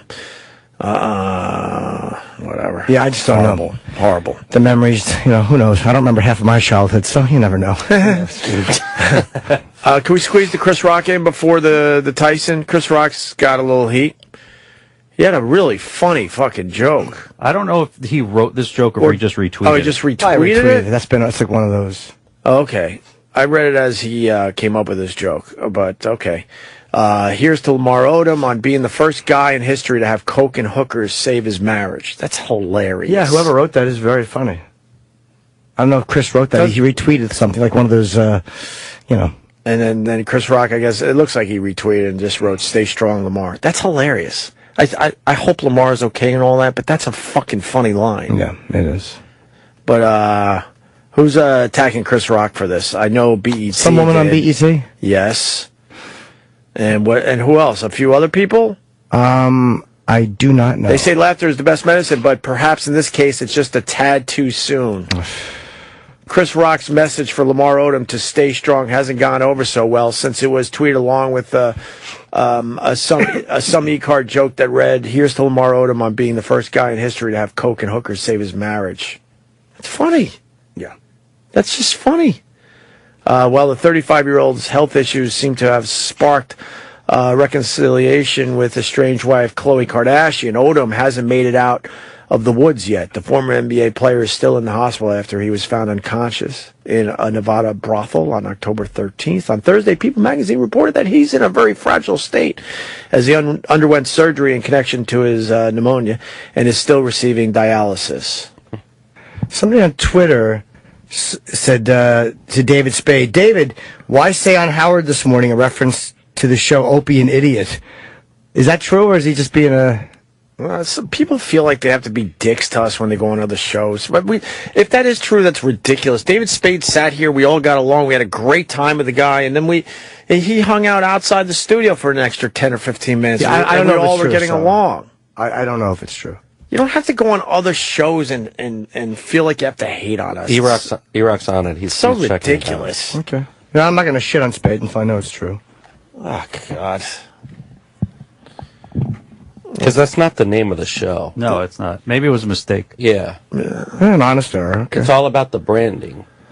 It's Opie and Jimmy. Yeah, well, no, it's Opie and it's with Jim Norton. Get it right, stupid. With Jim Norton. Yes. All right. I like the with. You like the with? Me too. That's Jimmy's choice, by the way, because then I get heat. Oh, what? You're better than Jimmy? No. Opie with Jimmy? You called me an idiot. Well, you said fucking the name of the show wrong. So I'm Maybe telling that's you. who David Spade was talking about. Oh, yeah. Maybe. Hey, Travis woke up. Travis is paying attention to the show. Thank you. Ooh, are you implying that he normally doesn't? No, it was a joke. Ooh. No. It was just a joke. Did you get the BET story on the Chris Rock? Because that broad went all in. She was mad. Yeah, she's just giving. It's just another dummy fucking. Well, BET is a bigger place than the typical blog. No one's laughing at Chris Rock's Lamar Odom joke. Stop with the no one's laughing. A lot of people laughed at the Chris Rock Lamar joke. It got like 4,000 retweets. Yeah, you weren't laughing. Wow. Don't say no one was laughing. That's well, surprise. That's dishonest. A lot of people were laughing at it. That was a perfect joke about the situation. You know what's weird is that I think since the internet, since Twitter and stuff, too soon doesn't exist anymore. Right. No, it doesn't. And it changes, and people get offended by it, and comedians will... Actually, a lot of people, not just comedians, will make jokes about things as they're unfolding, if it's like a natural disaster or something. And so there isn't such thing as too soon anymore. I hear you. Pete Davidson made it. I made it. Hi, Pete. You slept in. You overslept today. I overslept today. But I know you want to meet Mike Tyson, so I said, if he wants to come in, then have him come in. I'd love to meet Mike Tyson. I think he'll be in here in a few minutes, so. Possibly, yeah. Possibly? Awesome. Now it's down to a possibly? Oh, man, he's just not here yet. Oh, okay. What's going on? Nothing. I just got back from Denver yesterday. That's why I overslept. I saw you tweeting about Denver. How was Denver? Denver is pretty ridiculous. The pot thing's ridiculous, right? It's insane. You could just walk around. No, it's not like... It's ridiculous. You could do whatever you want. It's like buying a soda. Right. Like, nobody cares. It's insane. Did you do the Comedy Works? Yeah, it was great. Awesome, bro. I love that club. But they're doing that down in the village, man. You walk around, all you do is smell fucking pot now. Yeah, but you get arrested. Like if you They're get not caught. really arresting, though. They're not. They're sort of looking the other way. They understand that this thing is coming and you can't stop it. Yeah, but it's really nice when it's really legal. But when you're walking around Denver, do you feel like at any moment you could be arrested? You're like, oh, that's right, it's legal here? No. Do you get confused? No, because there's cops guarding the weed stores. Jesus. So it's very weird. I saw something on, I think it was Vice, how they explain how those guys have to, like, you know, get their money out of the weed shops and, you know, into... Was it even banks? I forget now. This goes back a little while, but it's a real issue. No, it's bonkers. They have to get that money out of there because they weren't accepting credit cards for a while or something like Oh, that. the credit card companies not pay it? I forgot. There was something. I didn't know I was going to talk about this. I would have refreshed my memory on the whole Vice piece, but it was fascinating how these guys were paranoid because they had to get a lot of money out of these places. No, it's funny you say that because they only accepted cash. Yeah, okay, so that was the issue. So they had way too much cash on hand. Yeah. So they would get these guys with automatic weapons and all sorts of shit to make sure they got their cash out of these joints. That's awesome. And well guarded. And people just walking around doing it. A lot of edibles too, right? Yeah. You like the edibles because you're older. I've dabbled a little bit. I've been dabbling a little bit more. I wouldn't do it. Not only do I not do drugs, but I just can't take the calories. Oh, I'm so glad to be back. Do you smell pot everywhere? Yeah. It's really great. And everyone's behaving though, The only thing right? that sucks is the altitude because I have asthma, so the altitude really kills you. How did it affect you? You just can't breathe at all. You carry an inhaler? Yeah. I had an inhaler, so I would smoke weed and then have an inhaler right next It helps, to me. right? Yeah, very very smart. Does it take like a day to get adjusted to it? I wasn't good the whole weekend, but... What, do you just feel lightheaded? You just feel lightheaded and you feel like Justin's sitting on your chest.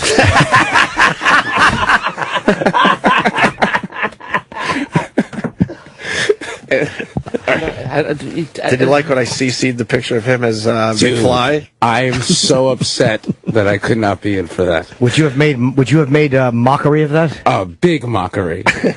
I'm sure they were all taken care of, but Fat to the Future. Yeah. Oh, my God. Eric had a whole list. Oh, good. Eric has taken them down. Yeah. You look like you've gained weight. I have not gained weight. I've lost weight. You miss me that much?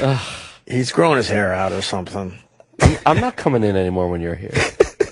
Just don't come in at all. That's fine. I'm paid to be here. I was asked to come in That's here. the most shocking thing ever. Yeah, I know. I love the fact that you said it felt like Justin was sitting on your chest. Yeah. It's damn good. I didn't That's what I appreciate felt that. like the whole weekend. I was like... Stangle every morning. There's Leah Thompson and that's awesome. Justin dude. as. But you Marty told me to McFly. dress up like that. I did what you said. Yeah, but you don't have. Can you know what I jump mean?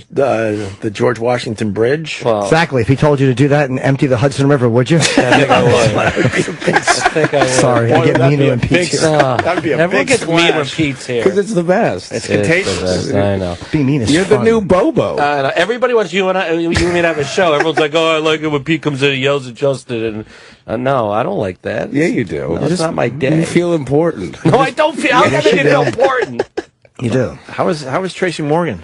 Oh, it was great, man. That guy is such a spirit now. Yeah. Like when he just walks in, everybody's immediately excited. I got him to say Tartufo. I was very happy. The whole week I was asking him to say Tartufo. He's like, I don't want to say it. I was like, please? He goes, Tartufo. I was like, that's great. What's Tartufo? It's an Italian dessert. And it's just some Funny funny to word. have Tracy Morgan say. I had him say that, and I had him say Gabourey Sidibe, Oh, nice. which was great. How was the behind the scenes with Tracy? It was fun. He was just yelling around, yelling at people, telling them he's going to get them pregnant. It was great. Yeah. It was just like everybody was so happy and excited. Was he holding court in the hallways? It's my favorite thing when Tracy holds court. Kevin Smith was doing that. What was the movie? Cop Out? Cop Out, which Jimmy was in.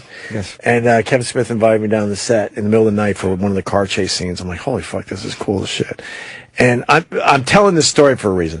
So Tracy Morgan's just holding court on the sidewalk, killing it. in between them setting up the cars and wetting down the street and all that movie magic. And the whole time, no one noticed that Bruce Willis was feet away from us. Yeah. No one gave. My point is, no one gave a shit about Bruce Willis because when Tracy's holding court, nothing else matters. It's the most ridiculous thing. The funniest thing was when we walked in nobody saw him. So the first time everybody saw him, they go, all right, Tracy Morgan's here. And then you start the meeting, and he was like, thank you so much. And we were all like, oh, no. And he's like, I'm just kidding. Dude, it was fucking... No, but for like a second, I was like, oh, no. Like, what are we dealing with? Yeah, but he was a good sport about it. He kept telling everybody that when he woke up, they told him he lost his dick. He's like, well, I woke up, they said I lost my dick. I was like, why'd you let me live? And it was funny because, like, literally when he stops telling you that, he'll turn to the next person and be like, Yeah. you know, when I woke up, like, he'll just keep killing Yes, it. I heard that one at the cellar. Yeah, it's so great. But he was 100% normal? Yeah. They actually said he was, like, better than ever. Really? Yeah. Because they said it was always, like, he was always crazy around the show, but, like, he was killing it, like, during the table read and everything. You guys are off to a great start. Jesus. It's been a fun. Yeah. Is the next one Trump? Next one's Trump. Wow. I bet you guys ought to do something about him and Hillary. Oh, yeah. I would do something. It's weird. I don't know if, like, you're allowed to do certain things, like, with him running, because there's, like, this weird law that a candidate's not allowed to get more airtime. That's than, right. like, There's the equal time thing. Yeah, I don't know what the fuck that is. I think all they have to do is invite the other guys on. No? No. Yeah. Didn't Ben Carson say he wasn't going to do it? No, we used to have that problem. Like, if we made a joke about one side, we had to show, like, equal time to the other side. Justin being useful. See? Larry David. That was sick. That skit went everywhere. That was pretty crazy. Yeah. How did that come about? Do you know? I have no idea. We just showed up and he was there. And you went, holy shit. Yeah, because you never we're know. all thinking it, obviously. Everyone thought they had the original thought. Oh, he sounds just like, Larry David. That's like a Twitter dream come true. And then all of a sudden he's there doing it. It was pretty nice. And he crushed it. Yeah, I hope he continues. That'll be nice. It'd be weird if, like, somebody else has to do it now. True. But he should come back. I'm sure he will. I mean, that just seems like a fun thing. Oh, my God, it was awesome. Like, was he there all week? Was he there for rehearsal? No, like he's just there show night. He was there. Yeah, well, the thing is, like, when you write someone, like, super famous into your sketch, you don't know if you can get him in. Right. So, like, the whole week, you're like, hey, it's either this guy or it's going to be Taron. Like, you know what I mean? Yeah. So, like, you never know. But he was just there on Saturday. It was great. So, when did you guys know he was definitely going to do it? I think, like, Friday night. They were like, he finally said yes. Yeah. So you didn't really rehearse much. No, he killed it. That's great. Yeah. Did you just do a dress rehearsal and then do it live? Yeah. It was pretty sick. That's the way I do sketches. Yeah. Yeah, boom, bang it out. Show up. Just like that. Just get it done. And Anderson Cooper was not happy with his portrayal in that sketch. He didn't nail the Anderson Cooper. But he's a hard guy to do, Anderson Yeah. Cooper, because he's just a handsome regular dude. There's not a whole lot of weird things to grab onto. Yeah, I feel bad. They've been giving him shit. Really? The new, yeah, it's just like there was no like he was just playing the straight man, like you know what I mean, like not you know what I meant, but like just feeding the lines. Of like course. it wasn't like he was trying to be funny. Of course. So, like, that's why it's just like annoying. You But- can't find a whole lot of Anderson Cooper. Like when you look at Tom Brokaw, he had the way he talked. There's always something weird. Or Ted Koppel, fucking Darryl would do a great Ted. Right. There's not a whole lot with Anderson Cooper. Yeah, he's just a smart, charming man. It's like you don't know. Mike is on his way. Great. Cooper has that giggle though. That Kathy Griffin gets out of him. He does have a little bit. I've never seen the giggle, but I'm usually not watching them. Oh, they're terrific together, those two. I'm usually entertaining somewhere. Yeah, they're quite besties. They are besties. We're gonna have Tyson. You're excited to meet Mike Tyson? I'm so excited to meet Mike Tyson. He's great. He's the best. We love. Isn't Mike it funny that I know him as a movie actor? Oh my God! Loved him in The Hangover. You never saw any of his fights live, or you had to be. I wasn't even a thought. That's great. Mike Tyson. Awesome. Hey, buddy. What's going on, Mike? You on a fight? Will you just fight at a fight or something? Yeah, I saw the Golovkin fight I went to. At Madison Square Garden? Yeah, that's what I saw you, man. Oh, did you? Were you there, Mike? No. You don't go to the fights as much? Work, make money, and send kids to, expensive colleges and stuff. It was my first live boxing match. First time I've only gone to UFC, but I loved it. Louis called me the night before. He's like, "Do you want to come?" And I'm like, "Yeah." Well, you had to write the guy in to see. He's exciting. He was really great. But it's like people know about him, but he's not talked about like the way Mayweather or Pacquiao or any of those guys are. After the fight with Canelo, and he fight a guy like Canelo or else Cotto, those guys that have good reputation worldwide. If he beats them, then he'll be the high echelon of boxing. But then again, he has to move up in weight. Everybody wants to see him fight Andre Ward. Was it possible he would fight Mayweather too, or did Mayweather have to go up in weight, or do you don't think that will happen? Mayweather fought at 156 pounds before, I believe. And what was Golovkin? The weight 160. The weight is really no big thing. So he could fight. If Mayweather wanted to fight him, he could. Yes. But he probably won't. Yeah. You never know. It was impressive, though. It was really a fun event to go to. Jimmy loved it. I loved it. And I knew boxing was fun, but I'd never been to a live fight. And fuck, man, it was really You great. went to the guy that does the really smashing and stuff. Yeah. He's the right guy. He does a lot of smashing. It's good stuff. Yeah, it's good stuff. Yeah, he does a lot of smashing. You like a lot of smashing, Mike? Oh, no. No doubt. The way he does it. The art to do Yeah. it. He does it. You look good, Mike. Highest form. How you been? I feel awesome. Yeah? Yeah. Yeah. Yeah. I feel awesome. What have you been up to?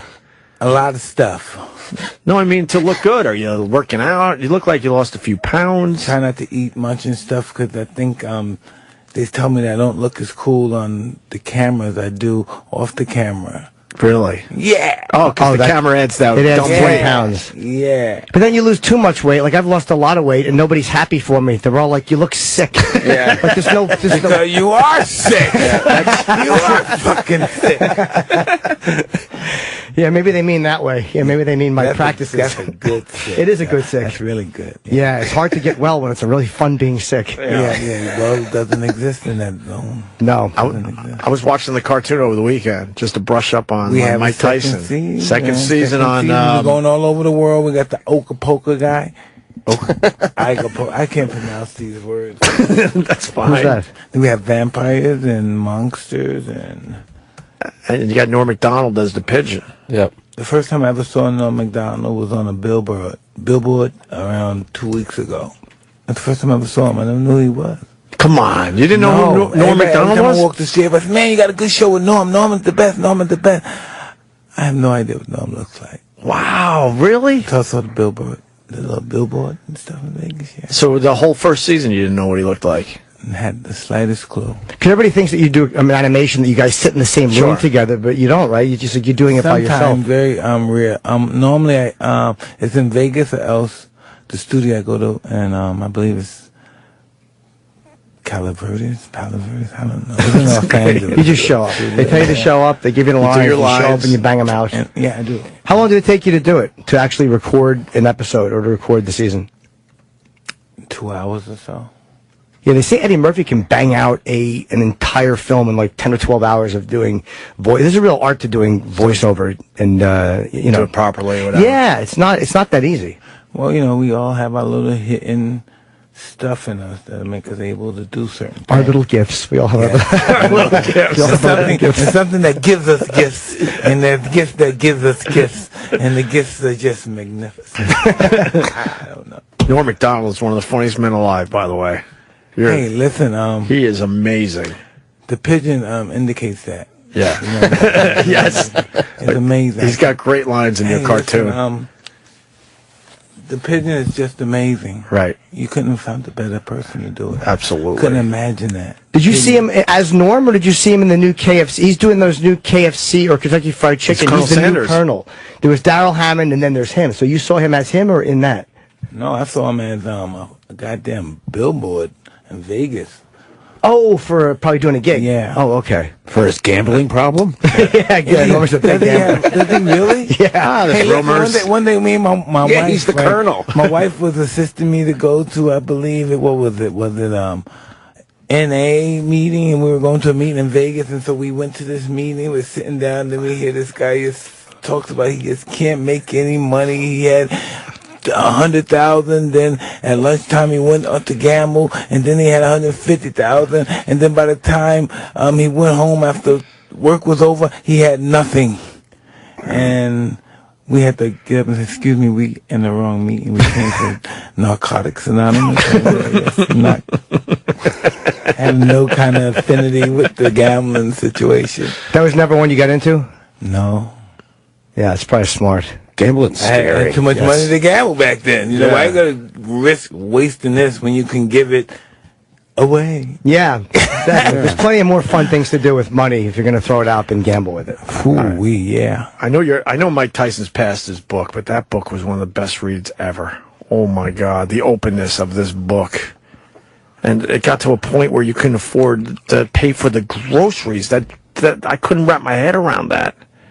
Hey, neither could I. Neither could I. But to put that in the book, wow, man, that was an eye opener. It's an amazing read. Listen, this is what I learned, and I don't practice it at its fullest extent.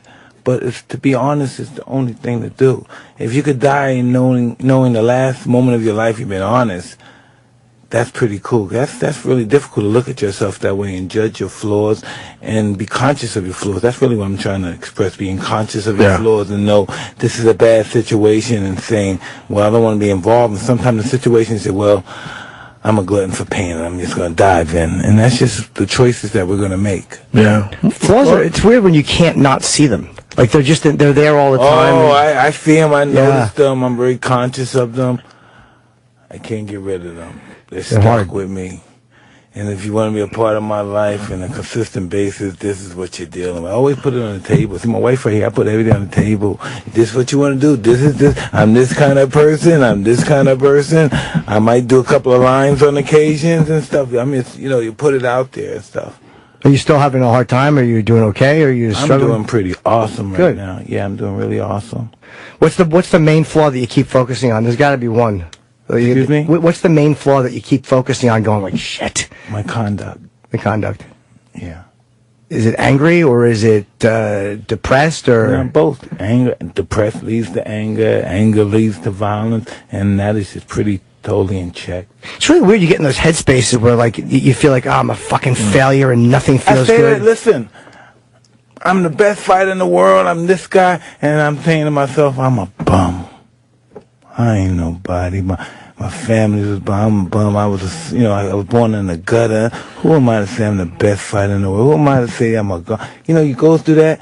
But all that stuff is true, too. That, I came from bad parents. I came from this. I came from the gutter.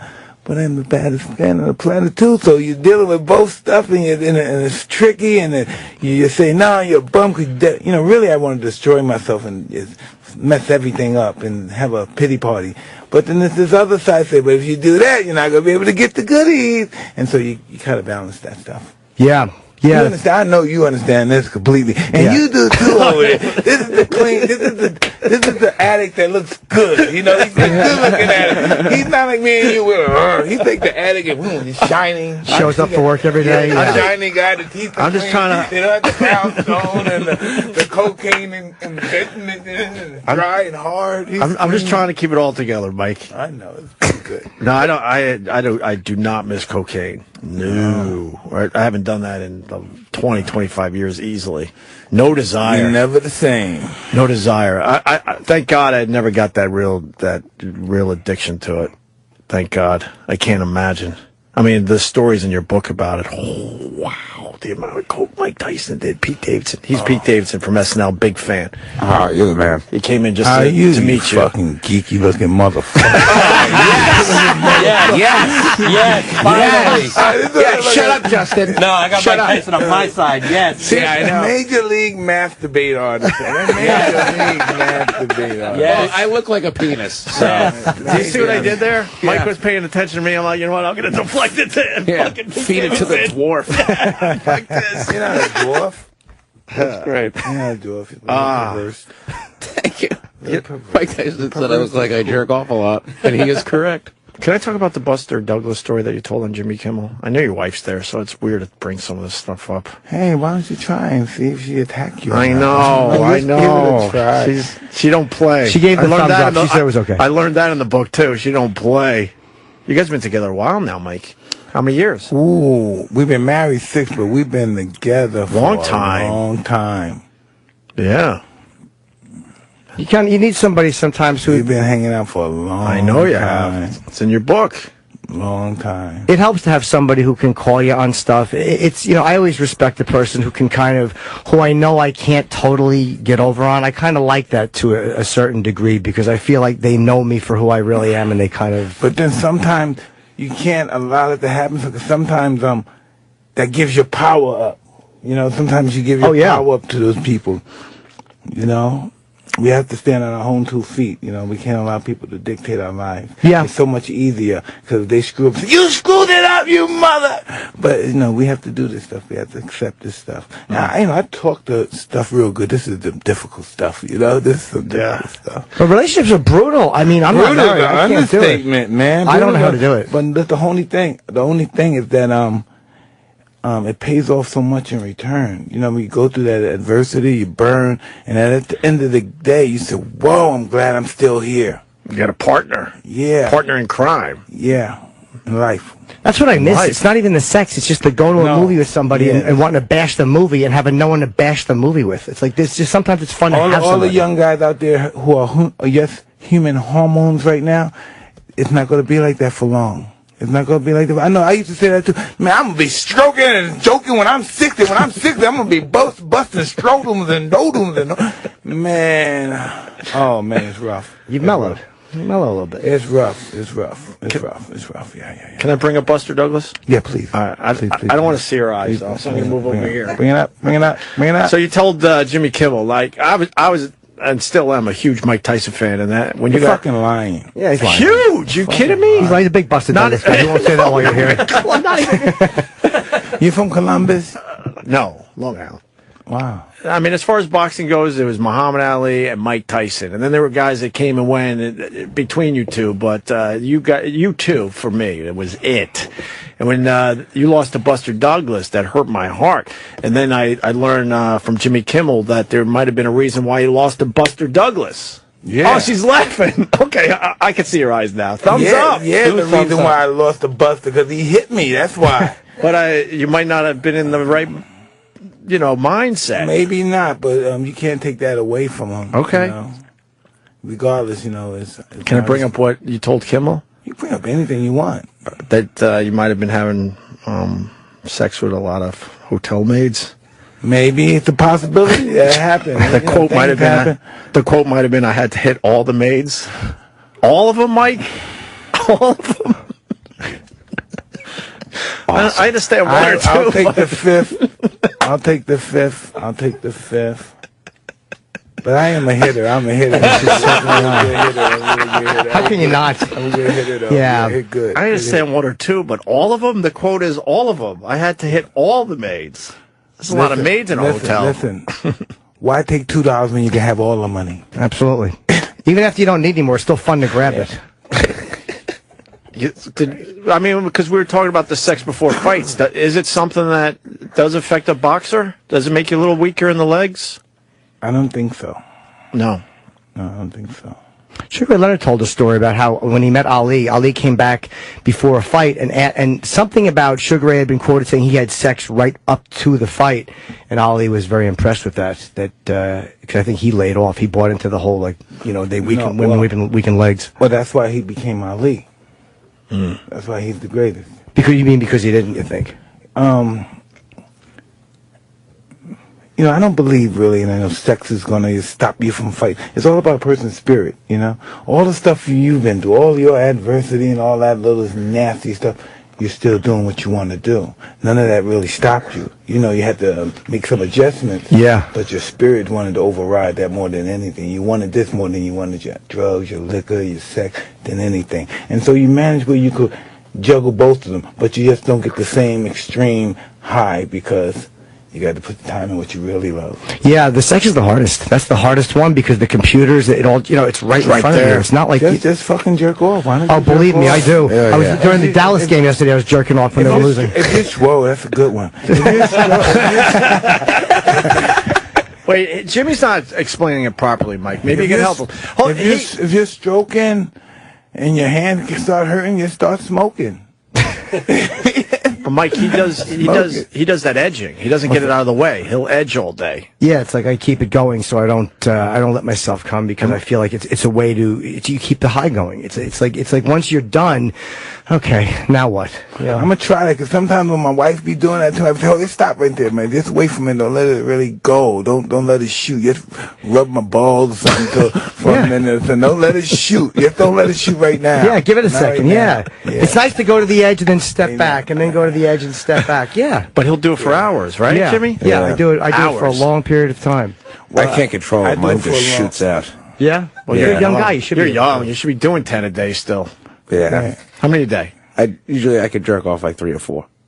Day after day? But the fourth one hurts. Where you from originally? I am from Staten Island. Staten Island? That's why. What part?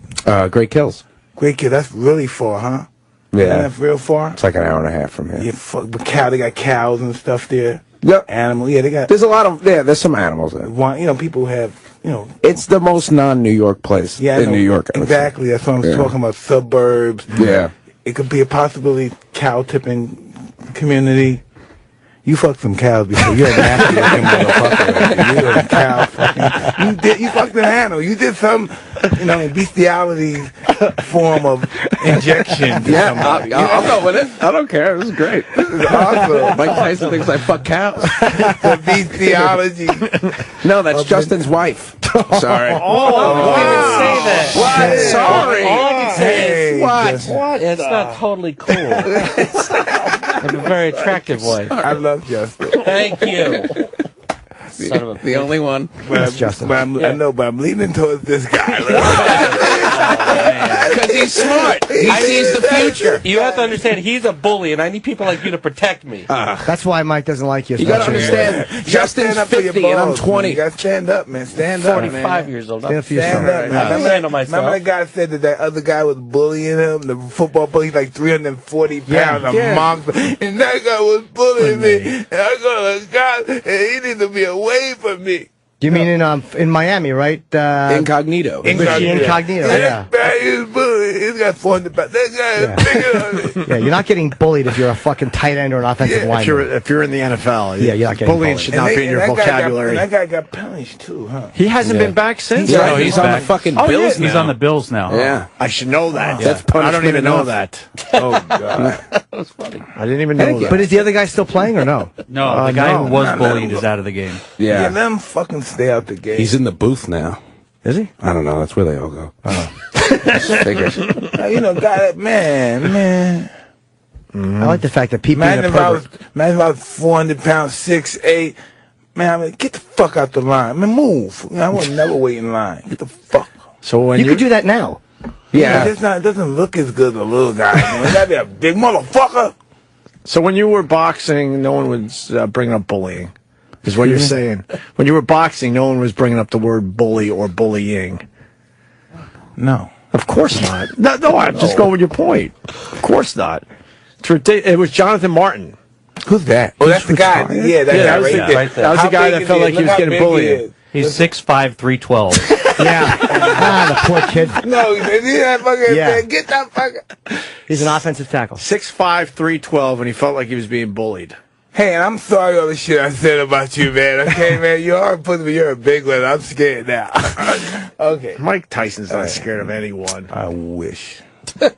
You're not scared of anyone. Come on. How about Lamar Odom? I heard that story, and it's like, wow, I guess that... Yo, listen, man, I'm just telling you one thing, man. That's amazing. I never seen that. You know, Kim got all the... But, man, Chloe got that Lazarus pussy. Bring a motherfucker back from the dead, man. Shit. God damn, man. I'm the guy that... Did you see this shit? There's nothing. Everything's malfunctioning on this motherfucker. She comes, nigga. Baby. Man, get the fuck out of here, man. That's how good she is. He wakes up from all that. Like you said, everything is shutting down. And he goes, hi, baby. Hi, baby. I love you. I mean, I was going to cry that shit, but I said, fuck you. That's a movie, man. Yeah. And now they're not going to get a divorce. I wonder how her boyfriend feels about that. Didn't she have a boyfriend? She's with James Harden. Was she? Arguably the best player in the NBA right now. I didn't know that she was dating him. Yeah, and apparently he was like, all right. You know? Is that really what just went down? Yeah. Yeah. How did you know? I read Twitter. James Harden looks like one of those anything you say is right. I'm sorry. So is the new Pete Davidson. I like this. Yeah, I like He's been this humbled too. today. Yeah, He's been humbled. He looks Finally, like John someone Jones. put you in your place. He looked like John Jones. A little bit. With the beard. Yeah. James Harden. Is he that much taller than her, or is that fucking depth perception? No, he's tall. He's like 6'5". And she's in the background. She's like but 5'8". She's tall. Yeah, she's tall for a woman. Because she comes from a different father. No way, man. You don't know that. You know she's from a... I mean, she's so obvious. She looks like all of them now. It's not official, but she comes from a different father. No way. She's 5'10", and Kim Kardashian's like 5'1". Hey, listen. My brother's 6'3". I'm 5'10". Hey, why you got to take that bullshit? Sit your butt over there and stay. We don't know. It could be different fathers, okay? Yes. But on record, it's not, okay? We call him dad. My sister's 6 foot. I'm a 5'10". What happened there? Your wife yells out different father. What does your brother do? Yeah, he's a neuro guy. He's like Mr. Carson and stuff. Probably not extreme. He's a Ben Carson. He's trauma surgeon. Wow. Is he really? Yeah. Wow. Trauma. Does he look like you? He's no. He's taller than me, bigger than me and stuff. Yeah. Bigger than you. Yeah. Like you said, 6'3", you're 5'10", right? I want to see a picture of Mike Tyson's brother. Put him in there, dude. There he is. Mike Tyson's brother. That ain't my fucking brother. That's your brother. Come on. That motherfucker. Is that him or no? That ain't him. That's not him? No, that's my father right there, nigga. Oh, wait, hold on. Stupid motherfucker. My daddy. Hey, right here. Go ahead, move to the left more, man. All the way to the left. Right there, baby, right there. Jimmy Lee, baby, Jimmy Lee. That's my brother right there. Look at my brother right there. See my brother behind me? Where? Look behind me, your left. Right there behind me. Oh, sure, okay. Yeah, he's tall. Yeah, he is. And I'm going to guess that's his son in between you guys? Yes, it is. There's a very scared person in the middle. He's 10 years old. He's 10? Yeah. You look a lot like your dad, Jimmy. That's not. Over there, Who's the little guy? Picture. Excuse me? Who's the little guy? That's my nephew. Oh, that's awesome. Oh, you say anything about my nephew, I'm going to beat your motherfucker. And he was about to. He was about to. Thank God. Fuck you up. Yeah, Pete, I don't even know why you would do that. It's his family, Pete. Nigga, I'm going to do you a buck teeth rap. I'm going to pull them teeth out one at a time, you motherfucker. Yeah, and you know what? You know what? You wouldn't be wrong, Pete. You don't go after a man's family. Oh, I can't wait for tomorrow, Justin. I'm going to ruin you tomorrow. You know how many points I get if he say something? If I beat his ass. That's right. My nephew, I kicked his ass because of him, man, my nephew love me. Yeah, I'm very proud of you. Very happy. I almost want to do it for the followers. Please say it, Be trending? Please say it, nigga. I'm a take you. I'm gonna fist you and everything. Motherfucker. You gonna get fisted in here? Yeah, Mr. Tyson, you're right not to take this from Pete. Oh my God! That'd be a great headline. SNL cast member murdered by fisting, and it was saying quotes for ill-advised humor. Look at me and Michael Jackson squaring out, baby. We going for it, Augusta. Where you going, man? Did you hang with? That's it, right there. Did you actually hang with Michael Jackson, Mike, or did you guys just kind of see each other once in a while at a party or something? I really never hung out. One time I was over his house. Yeah, it's pretty awesome. What was his house like? Some shit you've never seen before. You know, it's some really cool stuff. Cool stuff, huh? Yeah. Was he a good guy? He appeared to be really nice. Well, we don't know. I mean, it's a good shot. Yeah, pretty normal. Pretty normal. That was taken back by that. It's a normal motherfucker. Right. You know, I'm hearing him talking. Yeah, rest is good, Mike. Take rest. Rest is good. He's probably normal around you because you're a guy who understands what it's like to not be able to go out of the house without being you know, there's certain people. I'm not gonna let nobody fucking restrict my freedom. I'm gonna be me. I don't care if I have 100 Grammys or what. I'm gonna be me. I'm gonna go outside. I'm gonna take my kids to school. I'm gonna go out. I'm gonna hang out with them. I'm gonna support them in sports. And when it gets too deep in, I'm gonna have to take care of it myself some kind of way, right? I'm not gonna let nobody do that to me. Well, you don't seem to be afraid of telling people like not now. I'm not afraid of kicking their ass either. Yeah, no, you're definitely not. I'm not. I won't do it though, but then he's the other way too. I remember we were leaving some kind of party, and Mike was just holding court outside like a car. It was the being nice to Holyfield. everybody that was walking by. It was the Tyson Holyfield the documentary. Yeah, I'm just very when I'm out with my family, I'm kind of a little bit aggressive. Right. You know? Protective. Yeah, but I'm aggressive because I just don't want accidents to happen. I know about accidents. I lost a kid off an accident. I don't fuck around with accidents. Mm-hmm. So you've gotten much more cautious since then? Yeah.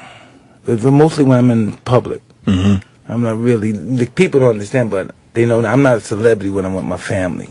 I'm total, really watchdog mode. Right. And what do people do that would kind of set that off if they are being too pushy or? Hey, listen, they have to find that on their own. So they make the mistake and then they I might say this and they say I know what to do. No, they find out on your own. He might do it by accident. You find out on your own. Yeah, that's a rough way to learn a lesson. Yeah, find out on your own. How are the kids coming by with the boyfriends and the girlfriends and? Hey, listen. I cannot imagine going to Mike Tyson's house because whatever he does to her, I'm gonna do to him. That's just what it is. Okay? Is that what you say to him, too? Yeah. Oh, that's great. So you want a peck or you want some tongue down your throat? What is it that you want? And she's going to tell me because we have a good relationship. Yeah. So, that's funny. Oh, that is hilarious. How do you deal with that as a father, though, when they come around? Because thank God my kids are still way too fucking young. But eventually they're going to be coming. Say this to you. You know what? They're going to come and knock you. Know what you're going to do? Yeah. You're going to just let it happen like it happened with you. Of course. Okay? Because if you don't, your daughter's not going to be too friendly with you. You know what I mean? And this is what, this is so ironic, because this is what I say to my wife. Me and my wife go like that. And then I said, baby, somebody got to fuck her. You know, that's just like, somebody got to fuck her, right? Somebody had to fuck your mother, right? Right. If somebody got to fuck them. You know, somebody got to do it. Well, okay. He pointed at Opie when he said that, by the way. Somebody has to fuck your mother. You're right. Well, you're right. There's some logic there, Mike. Oh, man, scary as hell, though. It sounds good, like I'm talking rational, but it's not going down like that in here. Man, I'm fat. I'm thinking about shoot him and shoot myself, and it's sick, right? You just want it to be a nice guy who's got the right intentions, who likes her. You know, you don't want it to be some creep. I don't want to be around nobody like me. Right. You know? When I found out my second kid was going to be a daughter, it should have been a nice moment, and I screamed out no. Because with daughters, I went, no! It's crazy. Because I was thinking, in that moment, I was thinking, Not about the baby that's not even close to being born yet. I quickly thought about the assholes knocking on my fucking door. To take her out on a date. But that's what I thought, my first thought. Look how men think. We could fuck anybody's sister, daughter, wife, mother, and go to sleep with not an inch of a conscience. Not even, we'll forget about it. What happened? What you doing this for? And next thing you know, you accuse the guy. You want to kill the neighbor. He's 15. Your daughter's only 2. He's not even thinking about you. Though you want to kill him just because, hey, he's going to be this old at 25. She's going to be old enough to date him. Man, that's all we think. But with a girl, right? With a guy, you only got to worry about one dick. With a girl, you got to worry about a lot of dicks. Right. Fuck. And the other thing, when you become a parent that turns on, you know who all the pedophiles are. Oh, man. Do you right? Hey, listen, right? I walk around New York City, and all of a sudden, it's like they have a light bulb over their head like that. You have no doubt in your mind either. And before, you would pass these same people, wouldn't even think twice about them. As soon as you become a father, you know where they are. When you think about it, right, we just animals taught to be human beings. That's all we are. Just think, 200 years ago, you could marry a 5-year-old. It's just who we are. We're evolving. Some of us evolve faster than others, and some of us have to make a lot of mistakes to get the moment. I made the mistakes. I made enough, but I didn't take the long haul. The final mistake? I didn't. Thank God. Praise be the Lord. Thank God for that one. But the reality of it is that we learn. You know what I mean? Some of us have to be right at the edge. We can't jump, but we can't be behind it. We got to be right at the edge to be balanced. Right. Yeah, sometimes not seeing, sometimes when you, not seeing over the edge, things can feel dull. Like, when you can kind of see, what can happen that's really awful, sometimes that keeps things interesting. And that's not a healthy way to live, but it seems like standing too far back, sometimes it just seems too boring. A little boring. Yeah. Right. Even though it's probably not, it's probably the healthy way to live life, but then you get kind of close. You're like, now I feel like living on the edge of a volcano. You want to be right on that edge if you're going to be kind of like that. Yeah. Like if you come, it's over. And it's over. It's like the edge of being self-destructive. You get kind of close to that, and it kind of feels like alive, which is not really good. Mike, what was the one thing that turned you around? Because you got in a lot of trouble and stuff, but was there one incident or one thing that just clicked in your head where you went, man, I got to do things in general differently? My daughter. Yeah? Yes, whoa, this is crazy. And I used to forget it. I'm just going to live this life. Right. There's the answer. That's awesome. I was going to ask you about going out. After such a deep answer, now I'm going to ask you about going to UFC. I know. But I was going to ask you if you're going to go in to see Aldo McGregor. I want to see that fight. You do, right? Yeah. I see you at every fight. Yeah, I like McGregor, too. He has an awesome personality, right? Really big, and, it's not nasty. He's just big and lovable. He's like a real lovable rogue, that you're just rooting for. I don't know if I'm rooting for him or against him. Nobody can knock your teeth out at any moment. Yeah, but all those guys can. I don't know if I like him or not yet. I guess after this next fight, we'll see, because he's fighting a brutal Brazilian leg kicker, and those guys are really... Yeah, all those good. Listen, nobody knows more than McGregor what he's up against. He knows what he's up against. He knows what he has to do. He studied this guy. He should be dreaming about this guy. We should see him in his sleep. He should see him when he's making love to his wife. He should see him when he's taking a shit. He should always be visualizing this man. Is that how you were before you'd fight? Like, you're constantly thinking of that person's face? Constantly. How do you psych yourself up to, get angry enough to hit him, or do you not need to be angry enough? What is it about it that you'll go, what if he's a guy you've met that you actually liked? How do you turn that off and go, okay, this is what we have to do? I'm a disciplined soldier, and I'll hit anybody under those circumstances, right. Of course.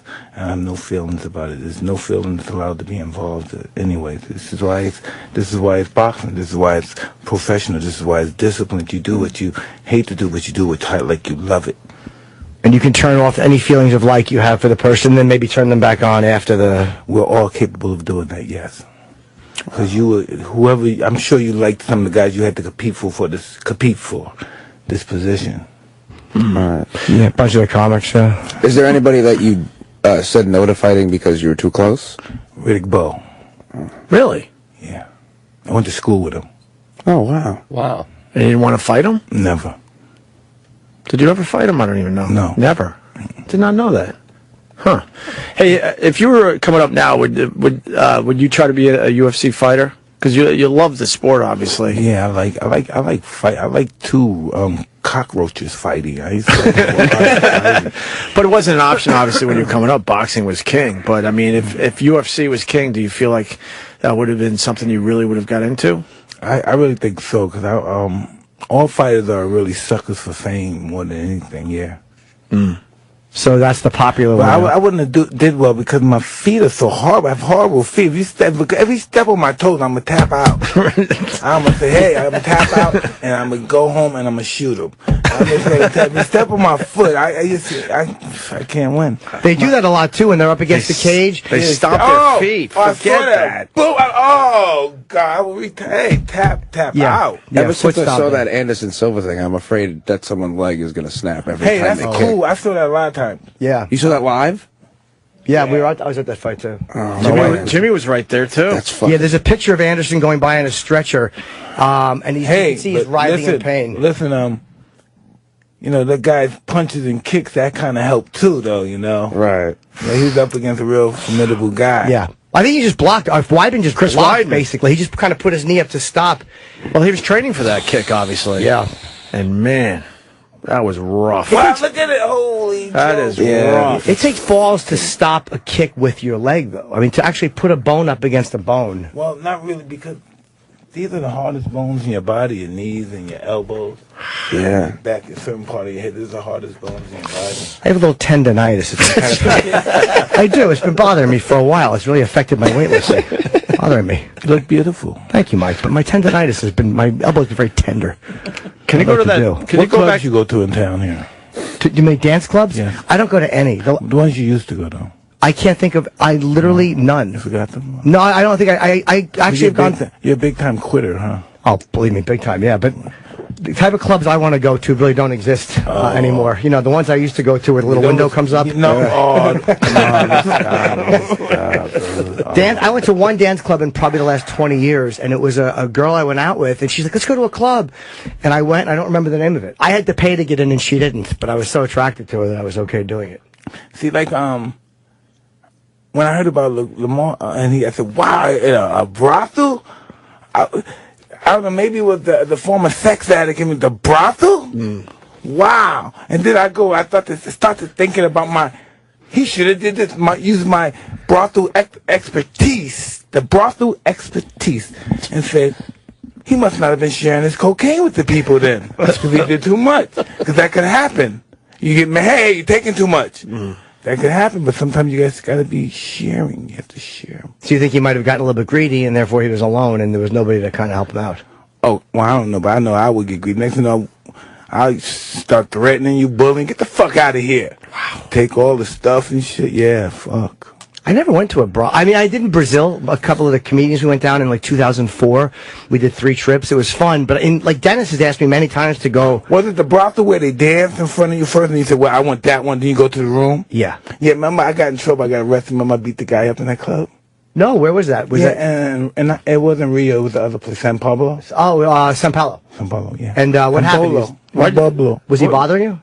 Yeah, because every time he's on the fucking, he's chasing me from the airport. Now I said, I got him. I went through the back way. The motherfucker's on the scooter chasing me with the camera. So somebody's driving him, and now he's on the scooter and taking pictures. So I go in the place we were talking about. Yes. Of course, and was it in San Pablo? No, mine was the ones I went to were in Rio, but I'm sure they had them in San Paulo. Yeah, same thing. All right. So, yeah, same thing. So the guy comes in the club, and I'm eating, and the guy's taking pictures. Oh God. And I'm eating, and I may have smoked a joint. So I come up to the guy, I grab the camera, I break the camera, and I hit him with it. Boom! He's out. That's great. So next thing you know, right, I'm in this club. It's around 12 o'clock in the afternoon, and this is club, and it's packed like it's 12 in the evening. And the cops come in, it's around 20 cops. They come and say, hey, champion, we need to talk to you because he pressed charges. You assaulted him with the camera. I say, now, because I ain't do nothing. And then he goes, no, champ, look, I have the gun. You have to come with me, champ. Oh. He's really nice, saying you have the gun. Yeah. You have to come on. And so, They put me in a Mercedes Benz, and they let me drive to the jail. And so I'm in the jail. I'm talking and I'm taking pictures with the cops, and I'm smoking my cigarette. I think I have my drug. We just hanging out, and they're bringing their kids into the prison and stuff. And now I go to court. That day? Yeah. I go to court. Right. And then I remember Victor Beerfoot. Vitor Belfort. Vitor, yeah. He found that he sort of knew that I got in trouble. He was in America. He sent me a lawyer. Nice. Best lawyer. He sent me a lawyer. I get out, but I go to the court, and I know this. So I go to the Brazilian court, but before I went there, I left Argentina, and I was with Diego Maradona. He signed and he gave me the shirt, the jersey. I go to the courtroom. I have my jersey. The judge go like this. What he's wearing this fucking shirt for? The next time he wear this, I put him in jail. He don't come back here. He don't wear that damn shirt. Wow. Right-handed guard. Wow. The judge. Yes. Boom. I'm out. What, for the soccer shirt? No, for crashing the guy. But he's mad at me because I wore that shirt. Look. There's the shirt. There's a picture of you in a. It's like it looks like a soccer. It's like a soccer shirt. Yeah. It's a number 10. I'm mad. Look or at my 70. face, baby. I'm hungover. I'm puffy and high. Wow. And it's signed. It says, I'm Mike con amor. To Mike with love. Oh, you can read that. Okay. And that got you out of the case. That got you out of trouble. Got me in jail. But, but he didn't do anything. He was mad. I think, is that serious? I would say technically it got you off because But I'm very familiar with the culture, and I knew it would piss him off. Yeah.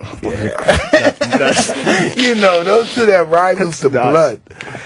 So I went to, the ones I went to, I never had an old. Did you have to, in these places you'd go, the way it would go is you'd go downstairs and there was a locker room. There was no cash exchanged. You would put on a robe and flip-flops. You'd go up to the level where they dance. And then they would, you'd have a wristband with a number on it. And then you would order your Diet Cokes or whatever. And then if you went up the third floor with the girl, they would give your wristband to like the housewoman who would write down the number. And then they would bill you at the end on the way out. Are you serious? Wow. Yeah, it was a whole system. Are you serious? Yeah, I actually used to carry cash in my robe pocket to try to get them to have sex with me without condoms. Are you serious? Yeah. Are they all clean? Like, well, yeah. he's not fucking clean. He's not fucking clean. What do you mean? Are they clean? Wow. But you can believe you have to do all that pain? Man, I said, bitch, get in my motherfucking car. You mean you coming to my hotel room? oh, so you just had to roll the dice every time? Well, I only got one to do Stay it. away from that, okay? Okay. I'm talking now. Yeah, please, I'm sorry. I'm so sorry. What are you doing? Get in the car. Get your fat ass car. Get in the damn car. The car. Get in the fucking car. No, I never had a car in Brazil. We were too scared to rent one because it looks like you have money if you have a car in Rio. Like, we were just getting the cabs, or you hire a cab to take you around for the day. Wow. Yeah, we didn't have a car. Really? No, we just got a cab. The fucking most frightening thing I've ever done is a cab from the airport to the hotel. What made it so scary? The guy was doing 90 in a fucking in a tin can. Oh, it was fuck terrifying. that. But the girl, I was with one girl, and I had no condom on, and we were having sex upstairs. I can't believe I did that. It was insanity. Yes, you do. Brazilian. I believe you did that. But even for me, in a Brazilian brothel was a rough one. And you know them is skeptical what's going to happen. Yes. Skeptical stuff. She kept looking at me going, "You special. You special. Special education. You special. Education. And I bought it, though. I'm like, I am special. Ain't that special? Watch you turn around and take this, bud. They're saying Mike's got to go. This Oh, sucks. Mike, we haven't seen you in a while. No, say something. Can you really have to go? You probably do. You're a busy man. You're promoting Mike Tyson Mysteries, which we barely talked about, but I'm telling you, this cartoon is great. It's funny. It's hilarious. It's hilarious. Shut the fuck up. Thank you. Whoa. Listen, my daughter, Yes, sir. we went to an AIDS benefit and charity with Elton John for AIDS and stuff. You know, and my daughter went and she was hitting balls with Annie Ruddick. Very cool. Yeah, it was. And it wasn't cool. It was outstanding, man. That's very cool. I was almost crying. My daughter's hitting with him. She's hitting back too. She's only 6, okay? And she's hitting back, and she won a championship. She's 2-time champion. Oh, she's good. Oh, tennis? Oh, that's awesome. Yeah, I'm so She's got some happy. skills. Yes. Nice. Yes. I'm so Good to happy. hear. I'm so proud. Now we were tennis parents. We're really groupies, right, baby? Wait, Mike Baby, Tyson. are we groupies? Wait. Mike Tennis Tyson. groupies or what? I wouldn't say groupies, but enthusiasts. I'm a tennis groupie. Mike Tyson is a tennis dad. That's awesome. That's kind of cool. So they got me weird, doing, but cool. They got me doing the sucker stuff where you got the thing. You got to put like a garbage can, a miniature garbage can with a handle, and you push it on the ball, and there's a ball. Yeah, you know, Sucks them up. Yeah, it's a suck up thing. Yeah. See, I would have so much fun with that because I'm a child. I know we have to wrap, but Mike decided to stay. I'm not going to tell Yeah, him. you're right. Why don't you Are stop? you crazy? I He like comes my in here, teeth. you don't come in here and just interrupt Mike. With Mike your leaves when he fucking finger feels in a like circle. it. Mike knows he has to leave. Mike's not deaf. He heard. Hey, listen. I want to hear him talk about tennis. I don't know why Pete feels he has to interrupt. What did I say? You need the Tom Feather Pete ass. Hey, shut up, Justin. I'm on his side. Justin, tomorrow. Of course, so I am can't I. wait for tomorrow now. Oh my God! I can't wait. Oh And one more Get thing. here at 7, please. I will. 6:58. And before Mike goes, you said Fucking Bart Simpson. Yes. Right? Bart fucking. This is Bart fucking. Enjoy it while it lasts. Party. Mr. Tyson is right. You only have one more minute with Tyson on your side. The Bart fart. Mike, can I ask you a weird question before you leave? Ask me not a weird question. All right. Yeah, how about a nice question? Every question you ask was weird. Go again. I like weird. Weird is good. I Weird is good. I gave you a couple nice questions, though, I thought. They were weirdly nice. Weirdly nice. We saw the video of the MMA fighter, which you like. You love MMA fighting. And the guy pooping his pants. And we had the guy on the phone, and he was very cool. You've seen this video, right? No? The guy shits pants during the fight. Oh, this is beautiful. You've never seen this? Never. Hold on. And then we really got to get him out. So That's good. Does it fly out? He's out. Watch. I saw the stain, nigga. Yeah, but watch. Oh, that's not. It leaves a trail. You can bleep that. I saw the stain. That's nothing. Ready? Now watch. He gets up, and then it starts falling out of his falling shorts. out. No control. No control. Control. His poo all over the octagon. Listen. Look at. Oh, God. Yeah. Get out of the fucking octagon. Stop looking at your shit. It was, and then a lady goes, "Oh my God, I'm gonna get sick." No, yeah, but there was this fighter from Nicaragua. Thank you. That's what I was going to ask. Called you. Alexis Arguello. Sure. Murderous. If he hits you in the body, he'll bust your stool. He'll make you. Many of his fights, I've seen that. So I'm very. So you've seen this in boxing? Yeah. Was the question? Okay. Yeah. I love those fights. It's a man that can kill you with boom. Oh God, no. But that's got to be a good feeling if you're Arguello, though, to punch somebody until they shit. Like no. Listen. Once he pick you up. Oh, you okay, my brother? Anything you need, I help you. Oh, he's a nice guy. I come from Port Orange, and I want to help you. And you're fucking bleeding to death. You're holding kids. This is great. This guy's great. That's a name I haven't thought of in a long time. Alexis. Yeah. Whoa, he can kill you, huh? One punch. Murder. Tyson, Mike, you really got to go. They're telling us so. Let's say when it's obviously Mike Tyson miniseries season 2 and season Mysteries. 1. Mike Tyson Mysteries. Mysteries. Come on, motherfuckers. Mystery. Mike Tyson motherfucking Mystery. Mike Tyson motherfucking Mysteries season 2 premieres on Sunday at 12:15 a.m. 12:15 a.m. on Adult Swim, motherfucker. It's the Cartoon Network. God damn. We could talk on Adult Swim like this. Yeah, Mike Tyson Mysteries. Awesome. I can't believe I said miniseries. I fucked that up. It's a mystery, but it's good though that you fuck it up because you know we're consistent when I fucked up. I learned from my mistakes. Yeah, but we learn to make more. Yeah, so the mistakes feel really good. All right, we're going to go home now. Mike Tyson, thank you. Always a pleasure. That's not cool. The repercussions of mistakes. Mistakes feel good. The repercussions are awful. A little uncomfortable. Yeah. Pete Davidson, we'll see you tomorrow, and I cannot wait. See you tomorrow, Justin. All right, guys. Bye. Hey, let's just have a box. Today's show will be available later today on Sirius XM On Demand. An encore presentation is coming up next.